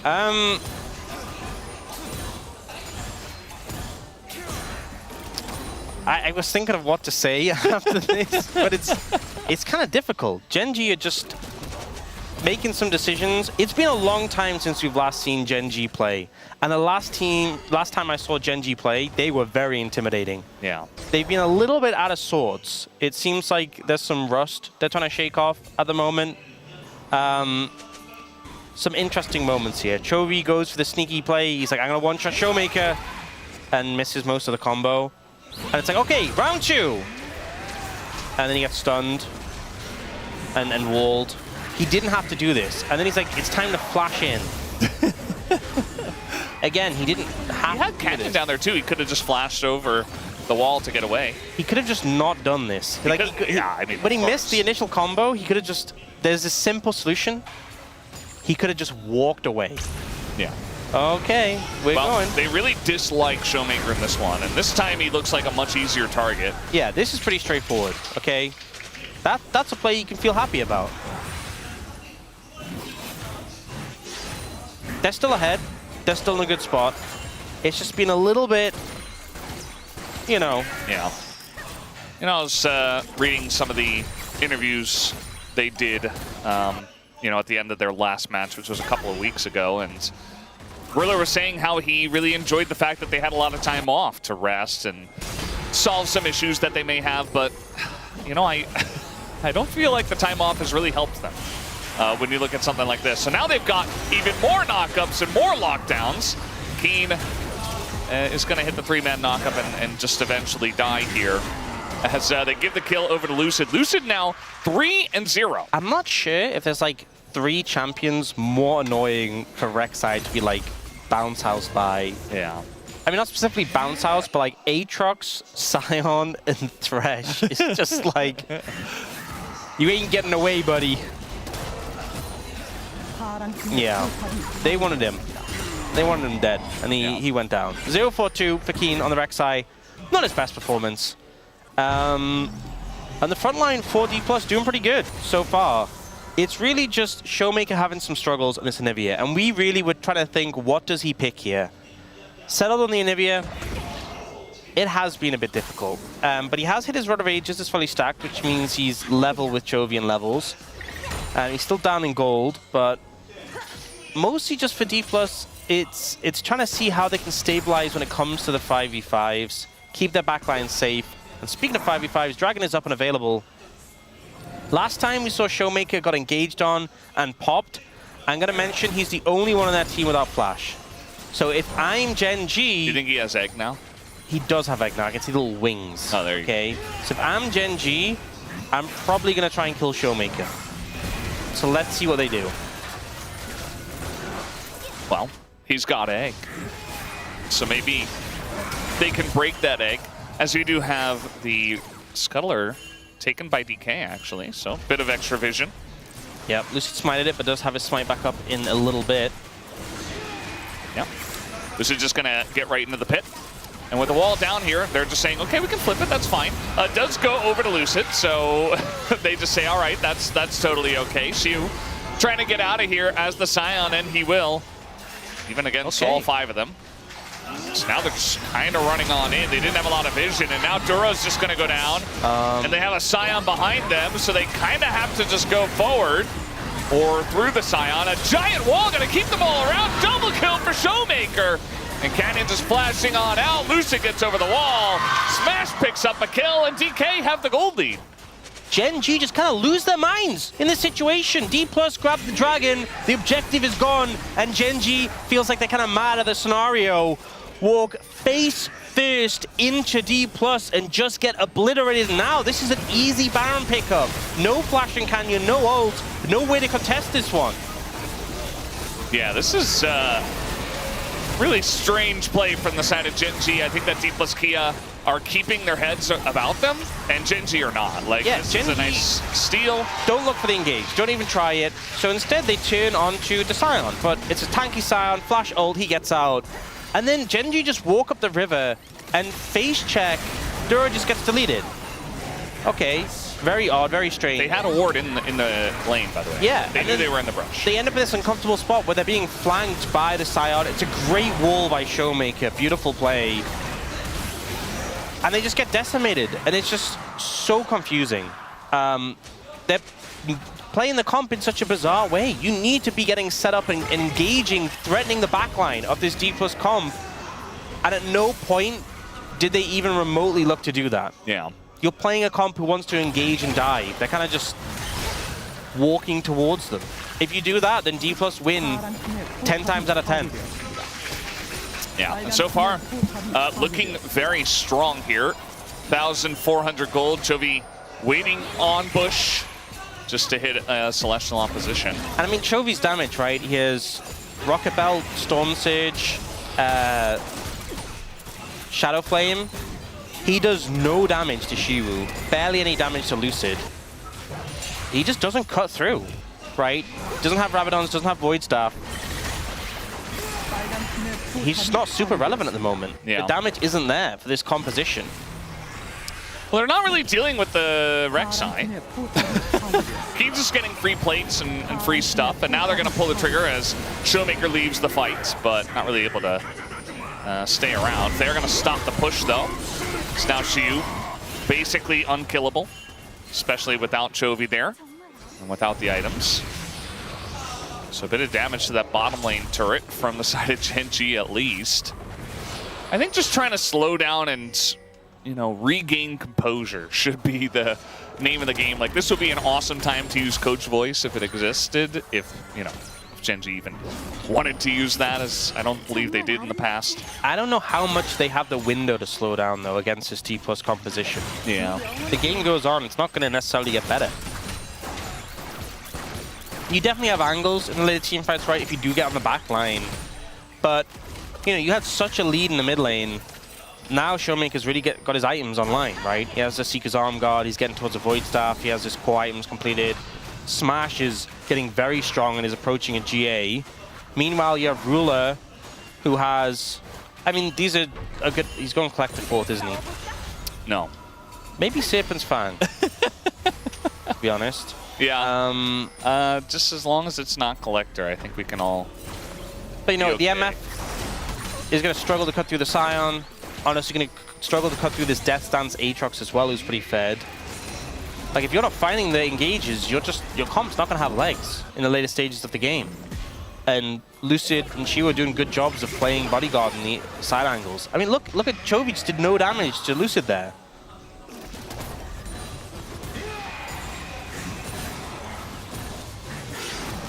Yeah, just sieging up. We do have a deep teleport. This is from the Rek'Sai. This is the angle they need. They're going to have to close the gap. Not going to be easy against the Anivia, but they do have, oh, that wall, pretty nice, but not going to totally block them off. They're going straight for Smash, as a ton of damage does go in, but they do not take him down. Finally, there's the burst coming out from Chovy, but they have a problem in their backline. The MF can't do anything, but Showmaker taking up so much as well, and he's got Keen right on top of him. Meanwhile, Canyon will just take down the support, and this is looking eventually good for the side of GENG. Although Showmaker is going to try to flash to get away, but Chovy will just the egg, the teleport! Oh, the teleport egg! Unbelievable. And it is still going to be a good fight for the side of GENG. They will look for this dragon. This is the fight that the GENG need. The backline access, getting on top of Smash. They do what that comp needs to do. Took them a while. They will get that third dragon. Showmaker able to slip out. Yeah, TP from Duro, so. But you can see how even in this fight, they kind of just can't deal with the Scion. So the angle was great. They end up coming in here. They dive onto Smash here. Knockup comes in with a flash. Even with the Lantern coming through, the execute from the Rek'Sai and the damage from the Aurora. He predicted that flash, by the way, Chovy. But then look at Ruler. He's trying to run in to help, but he's just getting sat on by the Scion. And then Showmaker's just trying to disengage from the situation. And then ends up going for the TP channel.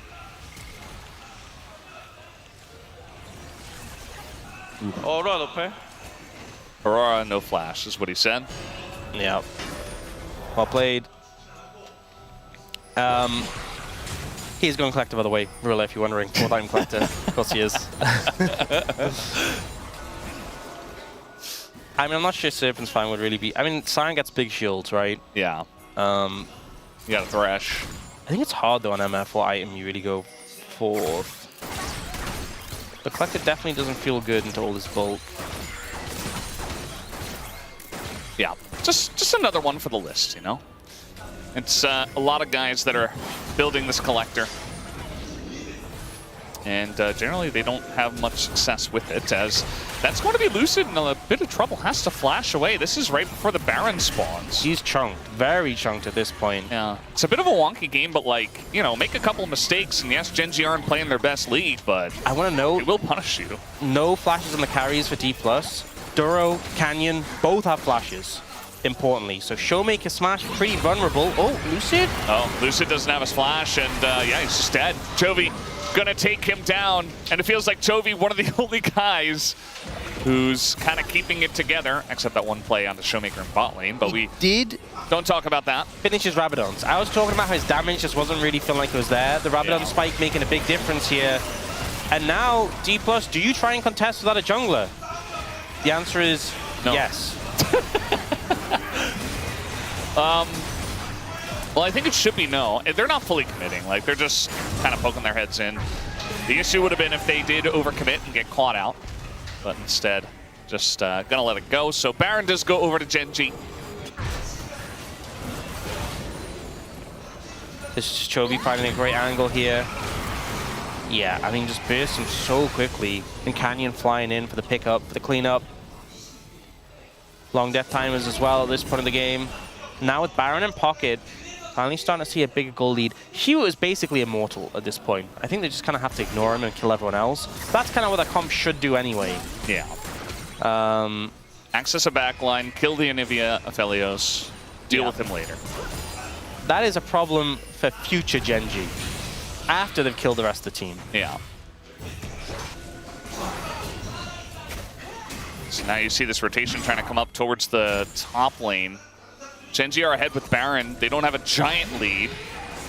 And for DK, really, it's just, you know, try to keep your carry safe as much as you possibly can. GA's finished tier 4 Smash. And, you know, if they dive and they fail to kill him, he could certainly do quite a number.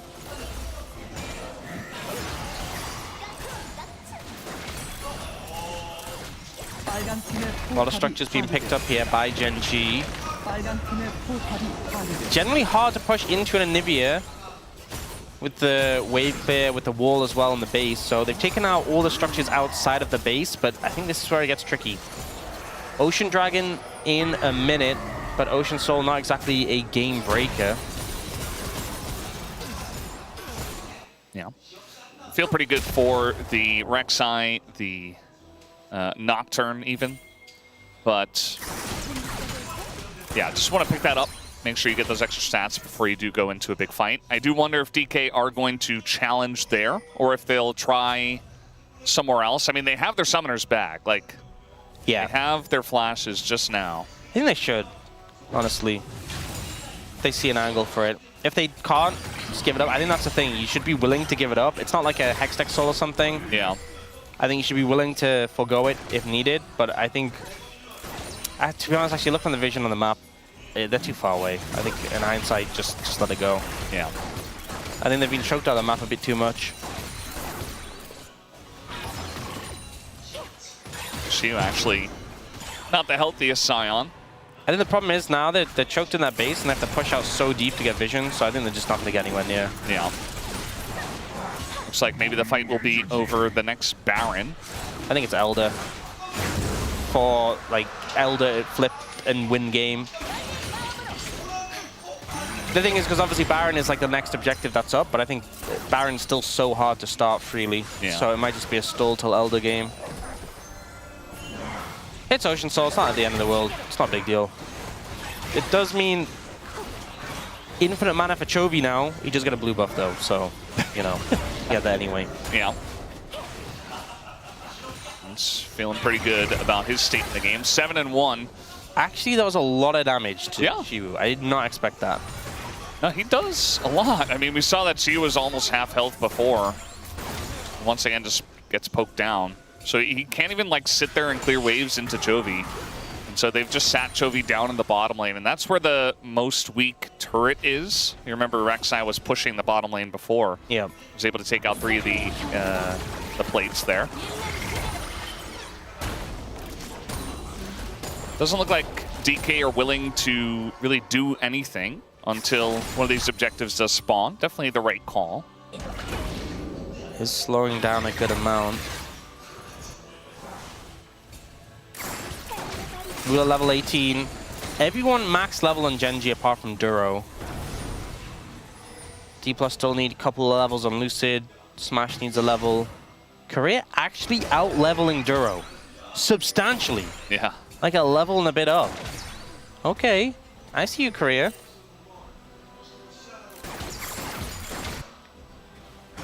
He's also Vandal Piper. Of course. I think Duro's probably going to go for the,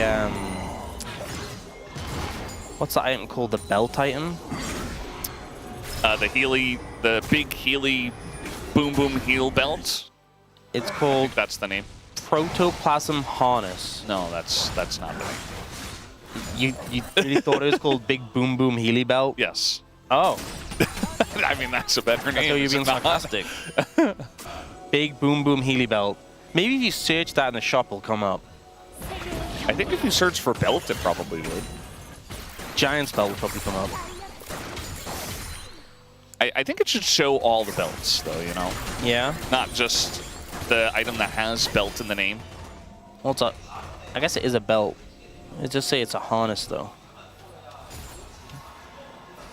What is a belt if not a harness? I mean, I guess sometimes it's like the upper body harnesses, right? Yeah. Chovy does not have a Void Staff, so he was already doing a ton of damage to Shiwu. Hey, just now hit full build here, 40 minutes in.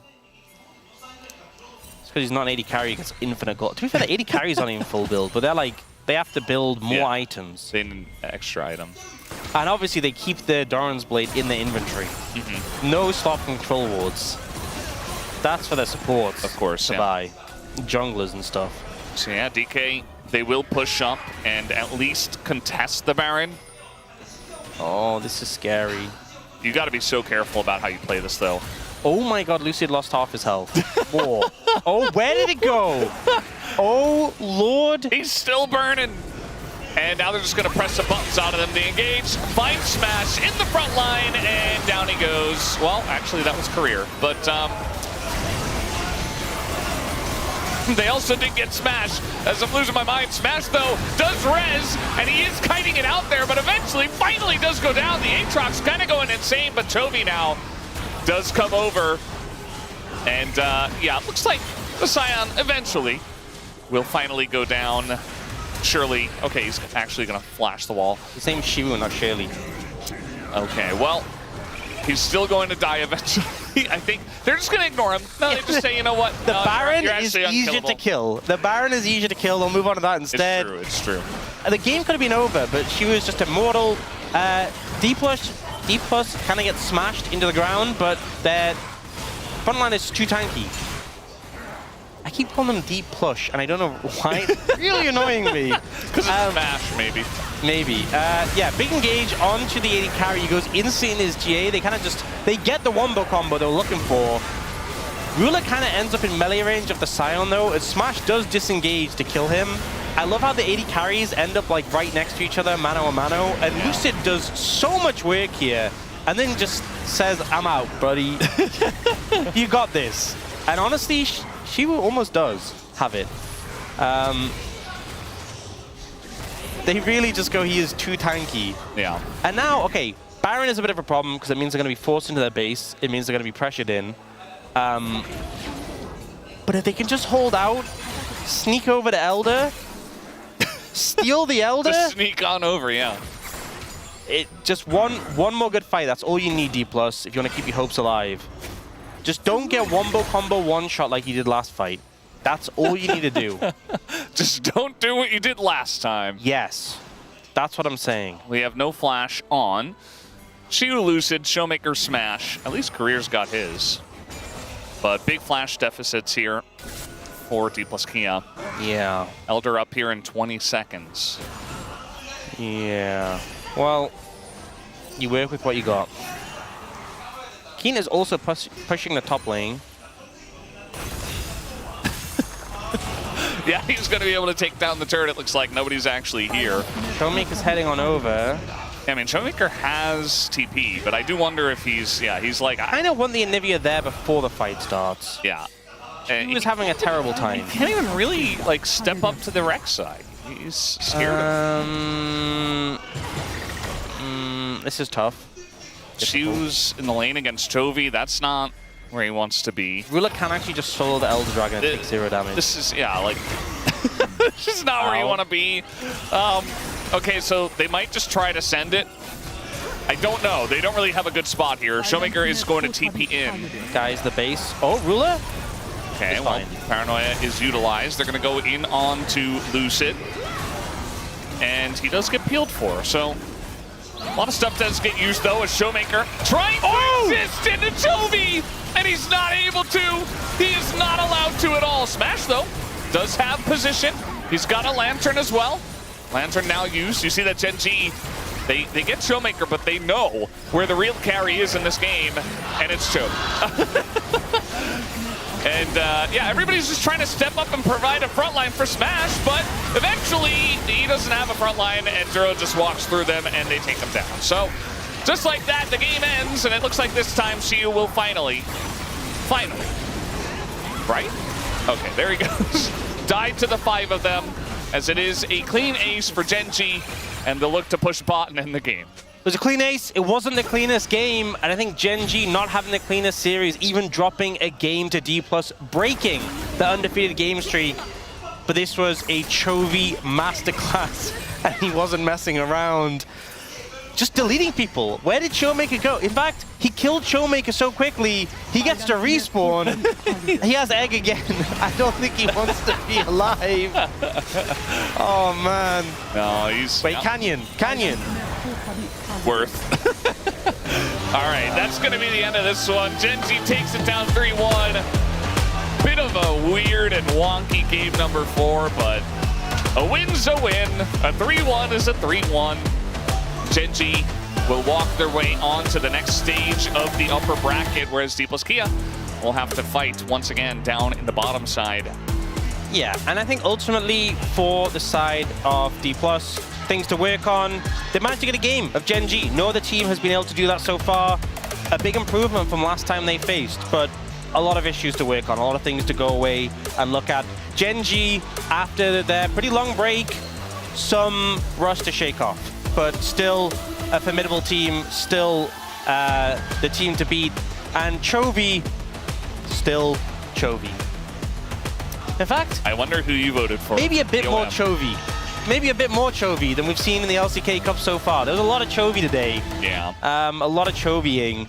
Extreme Chovying, I think we saw today. And you know what? Easiest POM of my life. Duro, right?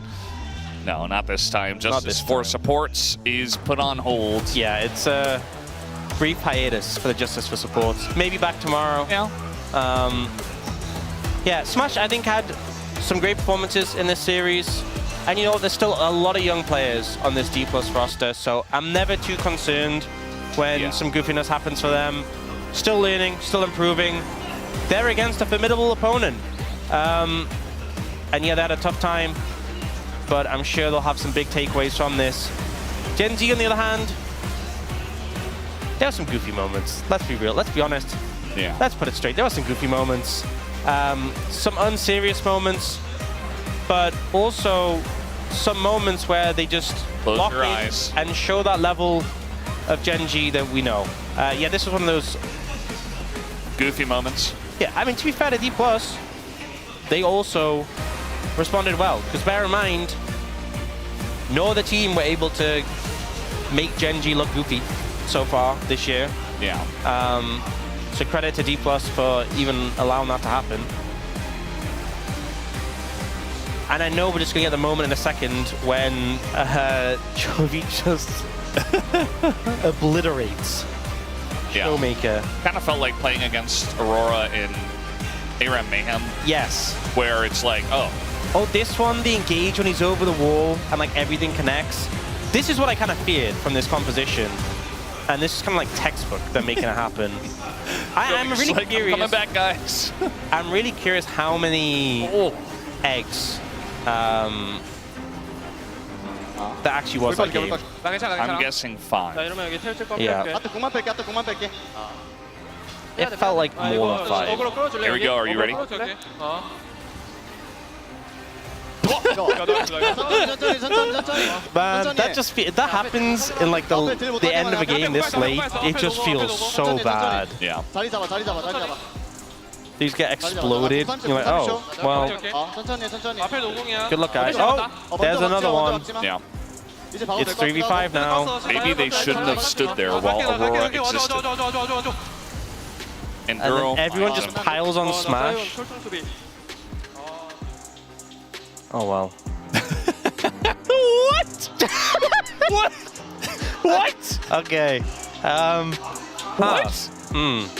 No, that's got to be like the highest TPM we've ever had. I think we just broke the record. No, I don't think it's that high in terms. It's almost 2K. I'm sure we've had higher DPM. It is really high. It's but like 1800 DPM. we've definitely had higher than 1800. It is really high, but it's a long game. It is I'm crazy. curious, actually, as Chovy's going to pick it up. Not a big surprise. Talia was great. Ari was great. Rise got the job done. I mean, I'd Also love to good. know. It's extremely high, but do you think that's actually the highest? I think so. I mean, it might get a little weird with the stats because this isn't technically the LCK because it's LCK Cup. I'm sure we might have had a game like... I think it looked because it was so much more than everyone else's. Yeah. But I'm sure I was just thinking specifically about the DPM. Like, I don't know, 1800? I think we've seen like some 1500, 1600, even 1700. Do you think we've not ever broken 2K? No, I don't think so. But maybe one day we'll figure out if somebody can get us those stats. It is pretty crazy, though. If that is actually possible. Yeah. Yeah, I wonder who the POM's gonna be. Oh, we saw it was Chovy. Wow, what a surprise! Yeah, we didn't get to do that like false surprise thing. Missed out. Yeah. Yeah. I think that's okay. We do that pretty often. Yeah. Well. I am curious about the votes. You think that TZZ and Soup went for Chovy here? Probably, right? Yes. I think everyone went for Chovy, and I genuinely think at this point we take away votes when people didn't go Chovy this time. I'm not even kidding. I wish. No, I think this time it's like 2 on the nose. Yeah, just like we should take votes away from people that didn't vote for Raptor yesterday. Right? No, we should take away people who didn't vote for Kellen. 2 days ago? 2 days ago. Right? Yeah. Yeah. No. Yeah, 2 days ago. This one was very BK. obvious. This one was very on the nose. This one is like this is the low bar, you know. Were you watching? Yeah, you have to be at least this, in tune with the game. Have watched enough of it to be able to vote for This POM. one wasn't subtle. This one was not. This was pretty obvious. Yeah. And before, like, Wolframty went for jungle or something. Anyway, guys, I'd love to like hear it. we're ready for the interview, so take it away. Thank you very much, guys. This is Dear for the POM interview translation. We have Chovy on the side of GENG. How do you feel about your victory? We won today, but personally, I felt like today's match, I was actually really happy about my performance. And you secured the Hong Kong Roadshow, and you are actually the unanimous POM. How does that feel?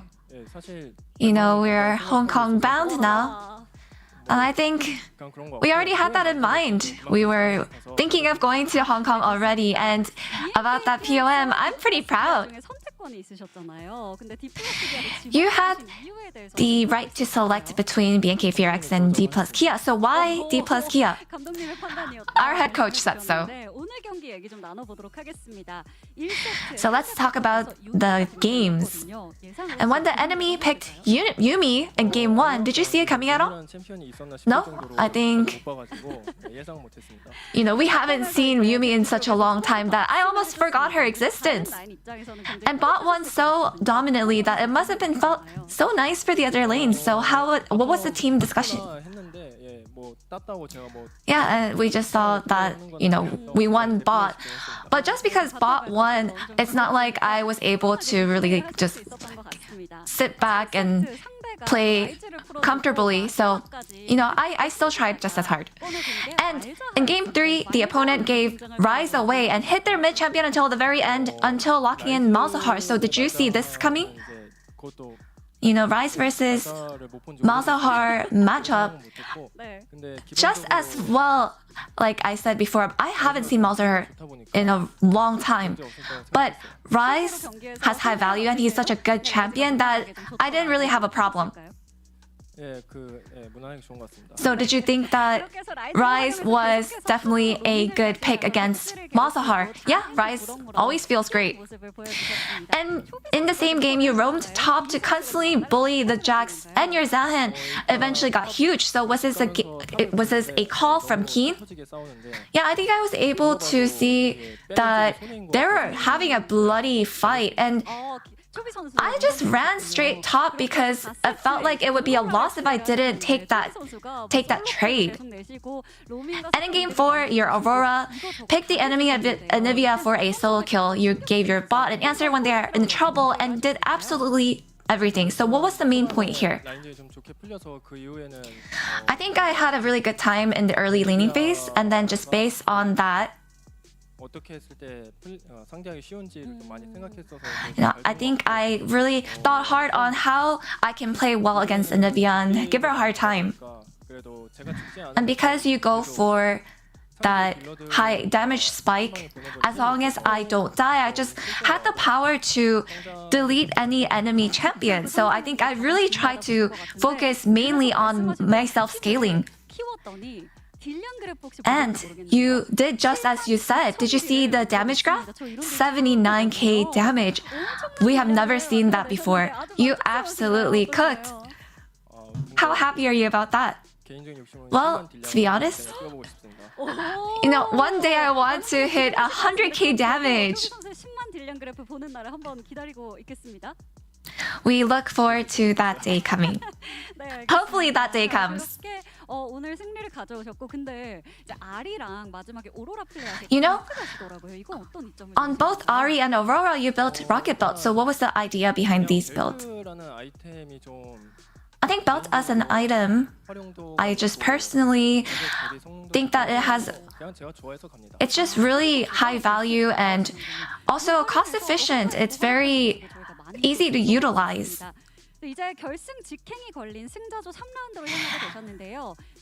And you will head over to upper round 3 and you'll face the winner of T1 versus BFX. So any predictions? I think my head coach will know.